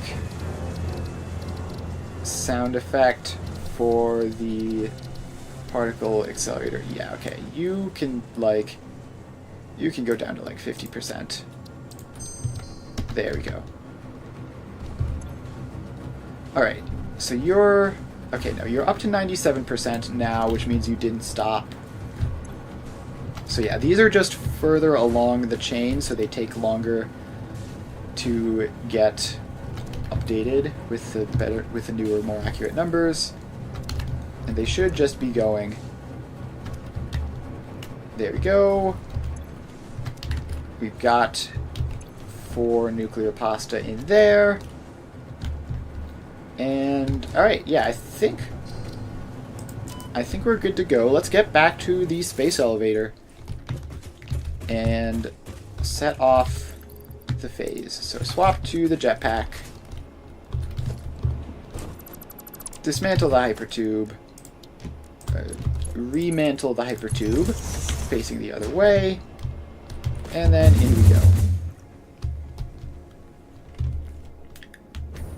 So now we just hover back on over this way.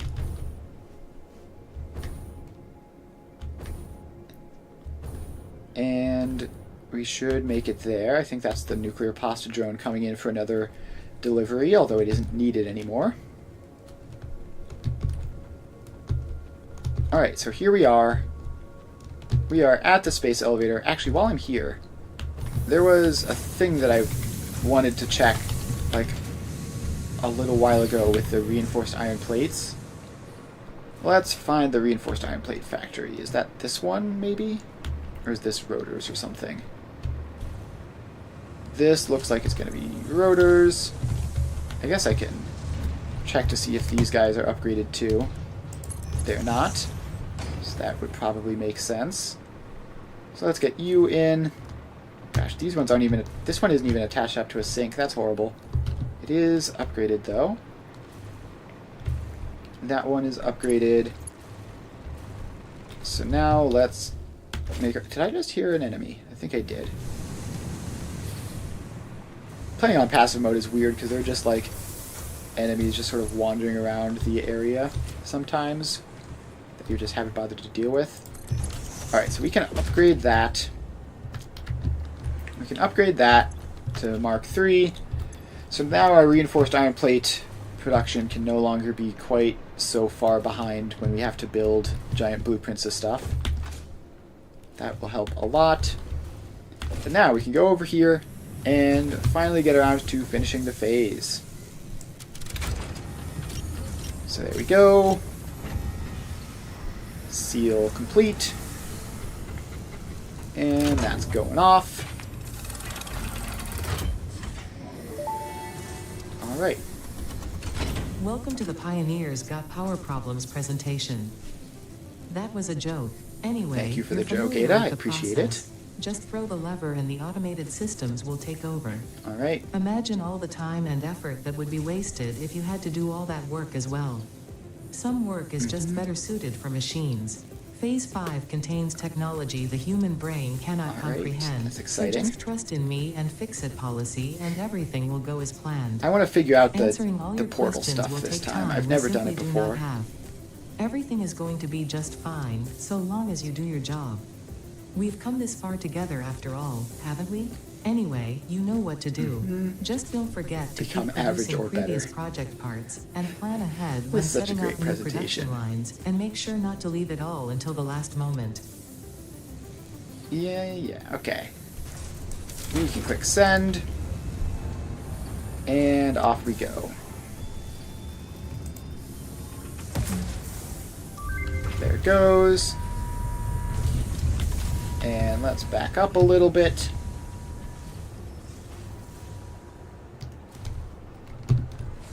There we go. That is another delivery made. And we're already working on the nuclear pasta for the next one. So that's cool. Phase 4 of project assembly completed. If style was measured in my performance reports, yours would be something special.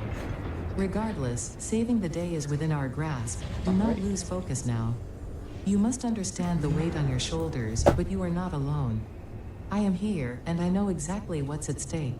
This goes beyond Earth. Your actions will affect the universe at large. You Well, might I mean, think yeah, I am obviously. exaggerating. Perhaps you will understand once you finish project assembly. I don't know. Phase 5 awaits. I expect your best work. I feel like we're out here in the universe, so the project assembly affecting the universe at large isn't really surprising, you know? Like, if it were just to fix Earth, then why would we need all this stuff at an entire other planet? Alright, anyways. Beyond that, so nuclear pasta, never going to be a problem. It's going to be finished by the time we even think about working on the other project parts. Because, let's see, 1,000 divided by 5 is 200 minutes. That's, what, 2 hours, 40 minutes or so? Wait, no. 3 hours, 20 minutes. Which is, like, literally a stream. So unless I manage to finish all of Phase 5 in a single stream, which seems unlikely, then nuclear pasta will be done well ahead of time. So then the next step is to just respawn one more time,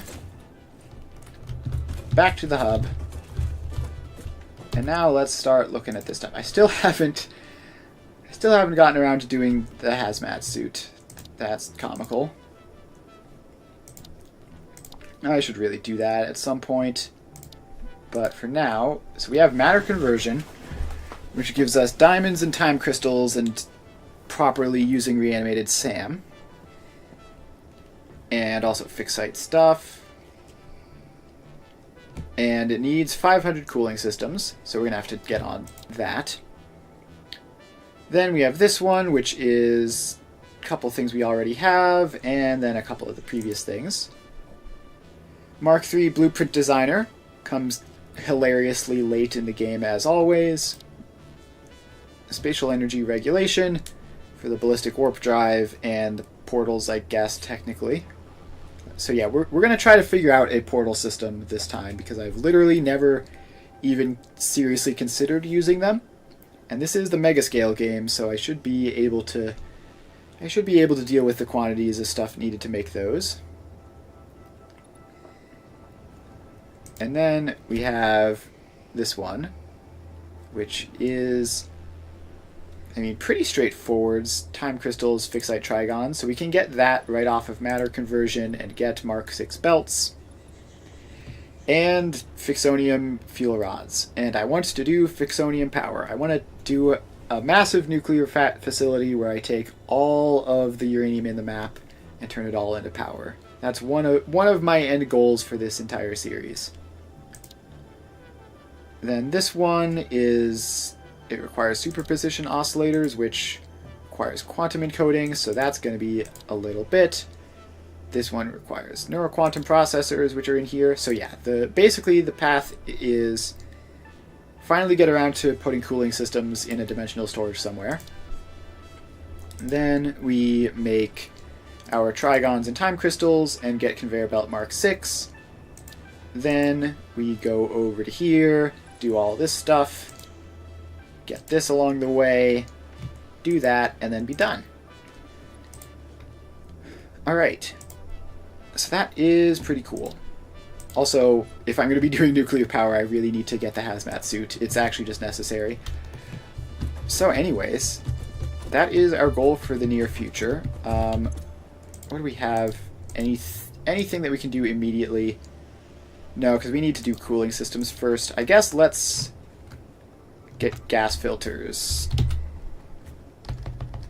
What are those called? Oh, I haven't even unlocked them. Alright, to the man. They're under mycelia, I think. Yeah, okay, so I need to get some coal, some fabric, and some steel pipes. And fabric is... Oh, I need to actually get mycelia to unlock the fabric. I can't believe I've never done that before. That's insane. Alright, anyways, let's find somewhere which is going to have some polymer resin. Should be like most of my sort of old-ish factories that have oil in them. Should have some spare polymer resin just lying about. So let's head over to the aluminum production line. That should have oil in it. The trains, meanwhile, have basically just been working along quietly in the background this whole time. So yeah, I need to grab 100 polymer resin and some mycelia. Do I actually have... No fabric. I have 184 mycelia in dimensional storage. Hopefully that is enough to get me somewhere. With summer sloops, it might be. I just need to get to the point where I have synthetic fabric unlocked, and then I can do that. And then I can do that for the rest of the fabric and not worry about it. Alright. HSCs don't appear to have oil in them, surprisingly. So we move on. And just keep on slide jumping. Probably could have hypertube cannoned over here. It saved a lot of time. Alright, so this is the aluminum setup. Where is all of our polymer resin production? It's here. Alright, so we have this, which is just going to go across into a sink, obviously. So we just need to get over there and put a box by that sink. So you get a smart splitter and a storage container, and write any center overflow, and then you can take all of that, and now we have polymer resin backing up. Then for fabric production, it is... Oh, it's mycelium and biomass to make fabric? That's annoying. We need a lot of biomass, too. Well, plenty of biomass down there, I guess. How much fabric do I need for this? So we get the MAM down, we go to the mycelia section. We need 25 fabric to get synthetic polyester, and then presumably just never worry about it again. And so we need... Well, if it's 1-to-1, right? Yeah, so that's 1-to-1 in terms of mycelium. So I have enough mycelium. And then I just need like 100-ish biomass, which there should be plenty down here. Alright, do I have a hypertube cannon to get back up if I just make this drop? I don't see anything. Well, that's something that we're going to have to worry about when we get down there. Alright, so let's make the drop. Make sure it's a little bit controlled. And then we start picking up some leaves. Alright. I forgot how awful the jetpack is if you don't get a good start. I'm so used to getting a good start that it isn't normally a problem. And also the joy of picking up leaves at this phase of the game. It's not quite as tedious because I haven't done it in like 100, 200, maybe 300 hours or something. Alright, leaves. Alright. We've got a lot of leaves. What's the leaf to biomass ratio here? It's like 10 to 5. That should be plenty then. Just grab a little bit more, so that's going to be like 200 biomass, which is then going to be how much fabric? So 200 biomass is 50 fabric, maybe, no, 40 fabric, I think, which is enough. Alright, so I guess we just ladder up. Where are those ladders? Ladders are under architecture for some reason, I think. Alright. Up we go. And we're just going to climb up, collect that polymer resin, and then start making some fabric. There should be water in that general area up at the factory as well. Although I don't actually know if there's going to be enough. So that might be a bit of a problem that we're going to have to deal with.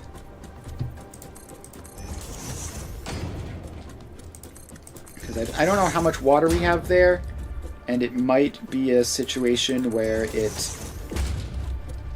where like if we pull from the water supply, it'll mess with our aluminum production, which we definitely don't want to do. I guess we'll see when we get up there, though.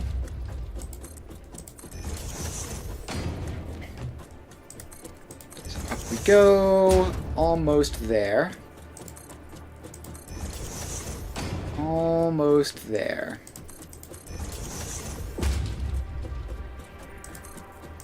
Okay, at this point, we're probably close enough. Yeah, we are close enough that we can just hover pack the rest of the way.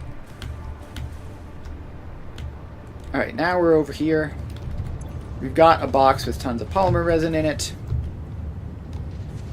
And we need to start crafting some fabric. No, don't place that sideways like that. Alright, so we get down an assembler. Tell you to make... Actually, we need a couple steps, right? So we need a constructor first, then an assembler. The constructor has to make biomass from leaves. So we throw that in and power it on. And I guess we'll summer sloop these. Then this one has to make fabric, which we will summer sloop and connect up to power. And grab some mycelia, throw you in there. Send you across. So that should be a good solid supply of fabric for the time being. And it can just go out into a box. 30 per minute. Let's make that super fast. Now I don't think our biomass production keeps up here, so we're gonna have to speed that up as well. So that's 180. This is 187.5. And we only need like a couple of these. So we are at 23. I don't need all of those anymore. Now that I've fixed the problem with the reinforced iron plate production and dimensional storage, I don't have to be hoarding them anymore. Alright, so let's get synthetic polyester fabric. Research completed. Check. Polyester fabric recipe unlocked. So now we have Using polyethylene polymer resin production and of a water lightweight and to make strong fabric. can be automated. It has many of the properties of naturally sourced fabric and also amplifies body odor. Alright, so now we just have to go over here and find where we have some spare water. Let's see, there should be a... Okay, I have no idea which of these is going to be spare water. But I'm pretty sure, actually, yeah, that these two... I'm pretty sure that these two pipes just end abruptly, because I did absolutely terrible math when figuring this out and got twice as much water as I needed. So I can actually just be completely guaranteed of not messing with anything. I just pull this over here,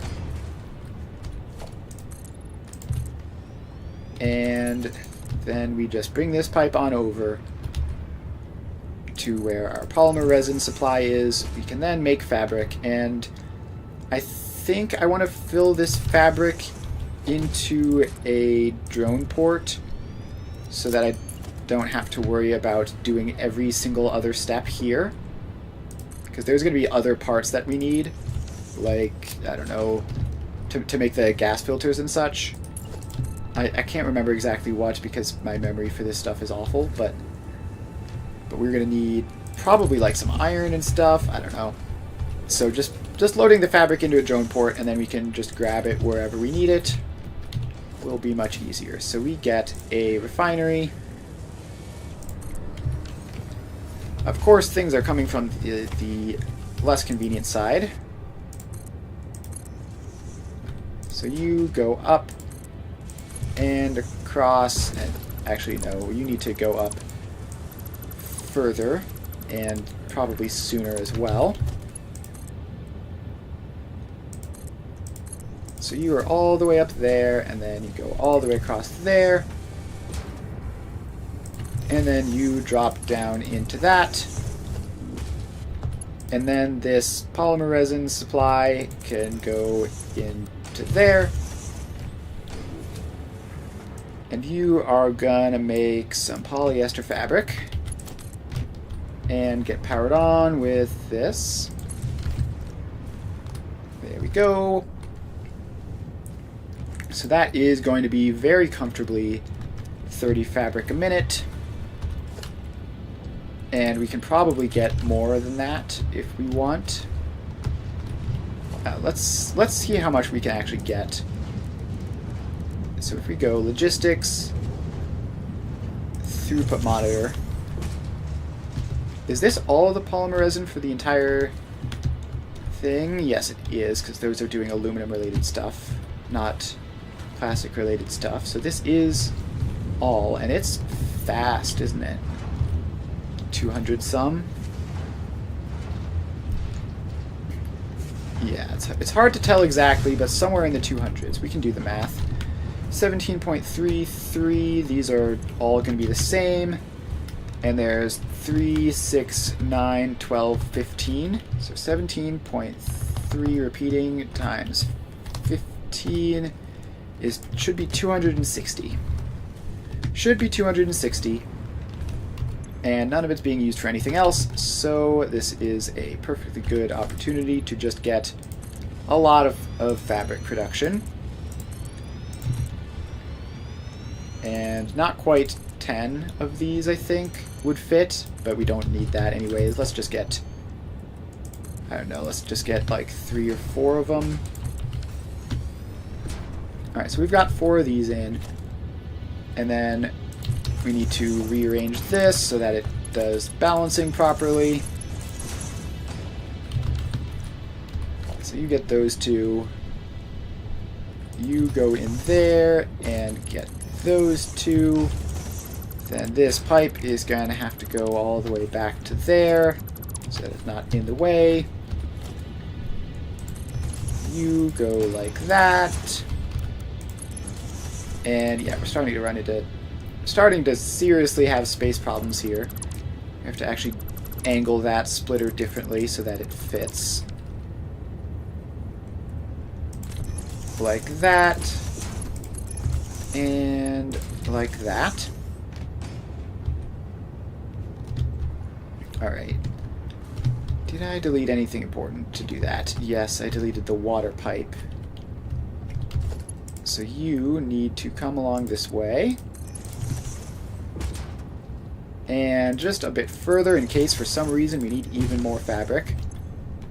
These guys are still going. Yep, that's good. And then we just need to get these guys hooked up to the water. That was facing the wrong way, I think. This is all kinds of scuffed because it's not snapping in properly. So there you go. Y'all are in. And then I guess we just hook up to this random power pole that's here. Alright, so that is that. And then we have all these guys making fabric. This one is filled up. So let's just... Wait, no, these mergers have to be faced the other direction. So they're all in like that. And then across. I think this is going to be like 120 fabric, right? Yes. So we need this main line to be Mark IIs. And then we need a drone port. We're not really under anything at the moment, so that should be okay. So let's get that space. Production. No, it's not production. It's in transport. Drone port. And this then goes in there. The drone port gets powered. Okay, we're starting to run low on power lines supply, so let's get an extra one plopped in just to be sure. And this can... I guess we'll have this output into a sink. There's no harm in it. I mean, unless the like 15 kilowatts of power or whatever insanely small number it is ends up breaking something.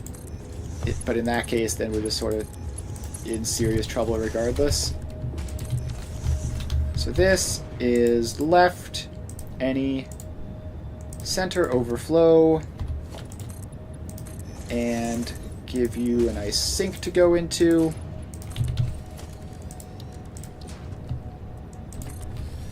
Like that.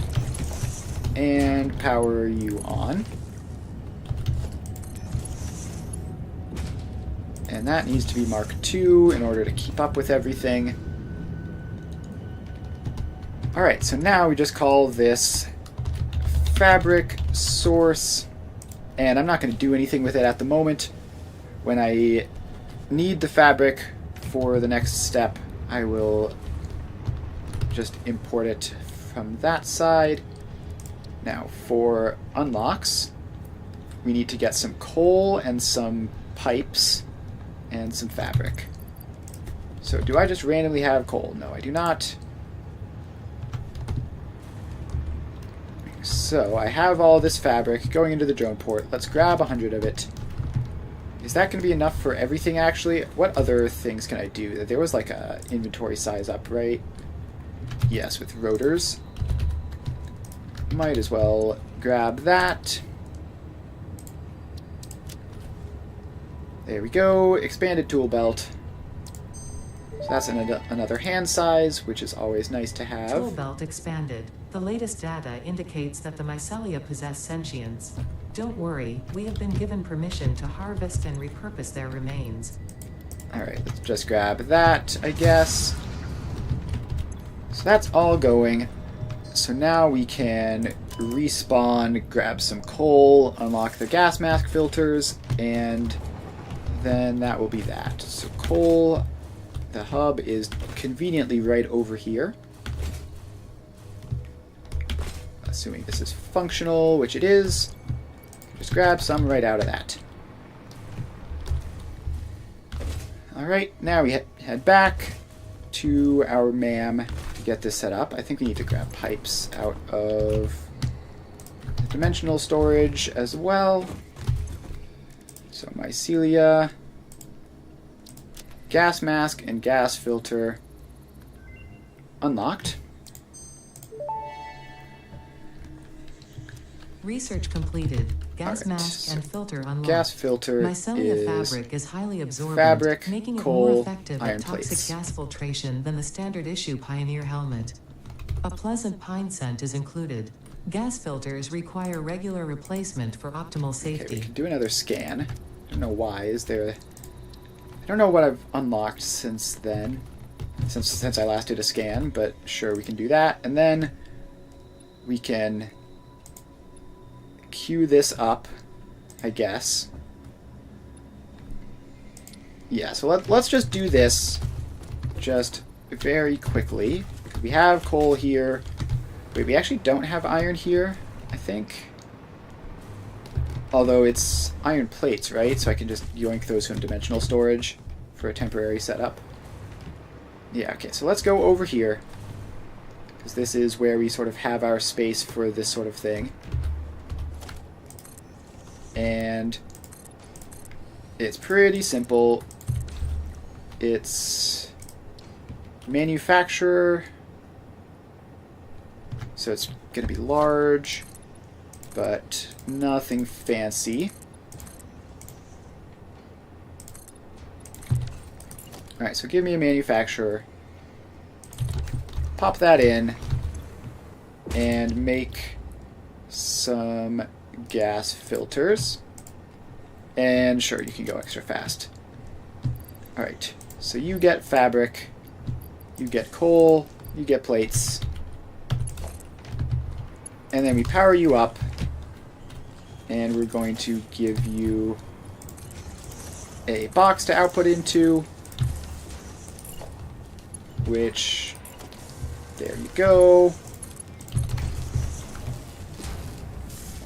So that is 37.5 per minute, which is pretty great. And then I guess I'll make this a dimensional depot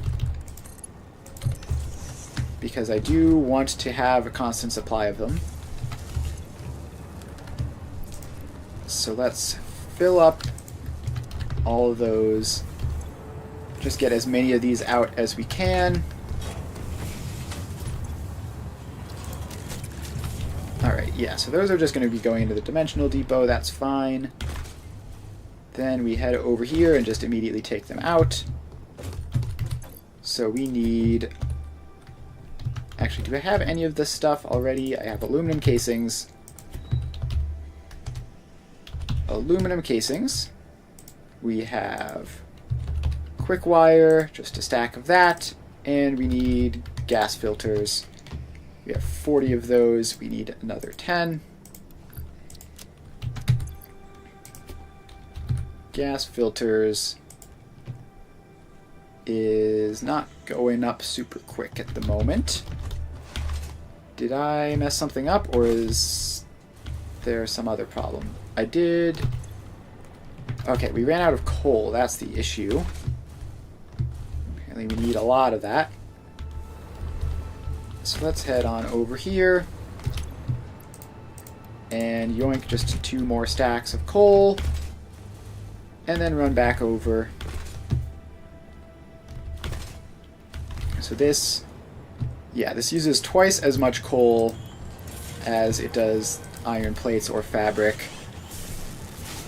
So a 4-to-2 ratio is pretty terrible. But we're going now, and we can just keep filling you up. There should be enough at this point. And then the question is, how am I going to get this permanent? We're going to need to import iron plates, fabric, and coal. We can just set up somewhere near the ground with iron plates and coal, and then just import the fabric. And then that wouldn't be much difficulty at all to get these going permanently. Alright, so the last couple gas filters. Pop you in and send you off. Hooray, 3 more Milestone inventory reached. slots. The hazmat suit protects the wearer Okay. from radiation Then by I consuming want to iodine-infused filters. You may find make this a protection gas mask, which essential requires if you are more going fabric. to finally get around to saving humanity. I previously gave you compliments in an attempt to inspire you, but it might have given you the wrong idea. Let's head over this I will way. definitely be totally honest I with you from hit this spacebar moment too on. early. Here is a demonstration of a truthful And compliment. That suit We looks needed like to it go was this made for way you. anyways, I think. Because it was. Alright, so... Wait, I'm super disoriented. Which way are we meant to be going? We're meant to be going this way. I just went entirely the wrong one. Alright, so we need to get up here, take the hypertube over, grab some more fabric, because it's going to be quicker than setting up a drone port, and then craft us a gas mask, and then once we have that, I think we're going to call it a day here. So we've made good progress. We've finished an entire phase. And we've also finished one of the somewhat important things that I've been procrastinating on for most of this entire game. So that's 2 pretty cool things.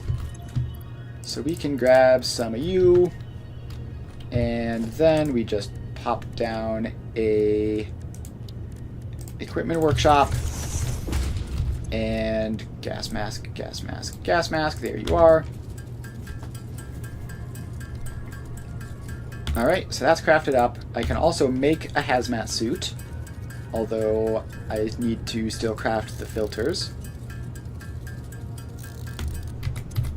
Alright, so then we put in gas mask on our head, hazmat suit on that, and oh, we can even put an additional thing in our hands. That's cool. I forgot we got that extra slot. Alright, that is that. So the iodine-infused filters is just gas mask, quick wire, and aluminum casing. So we're going to need to set that up,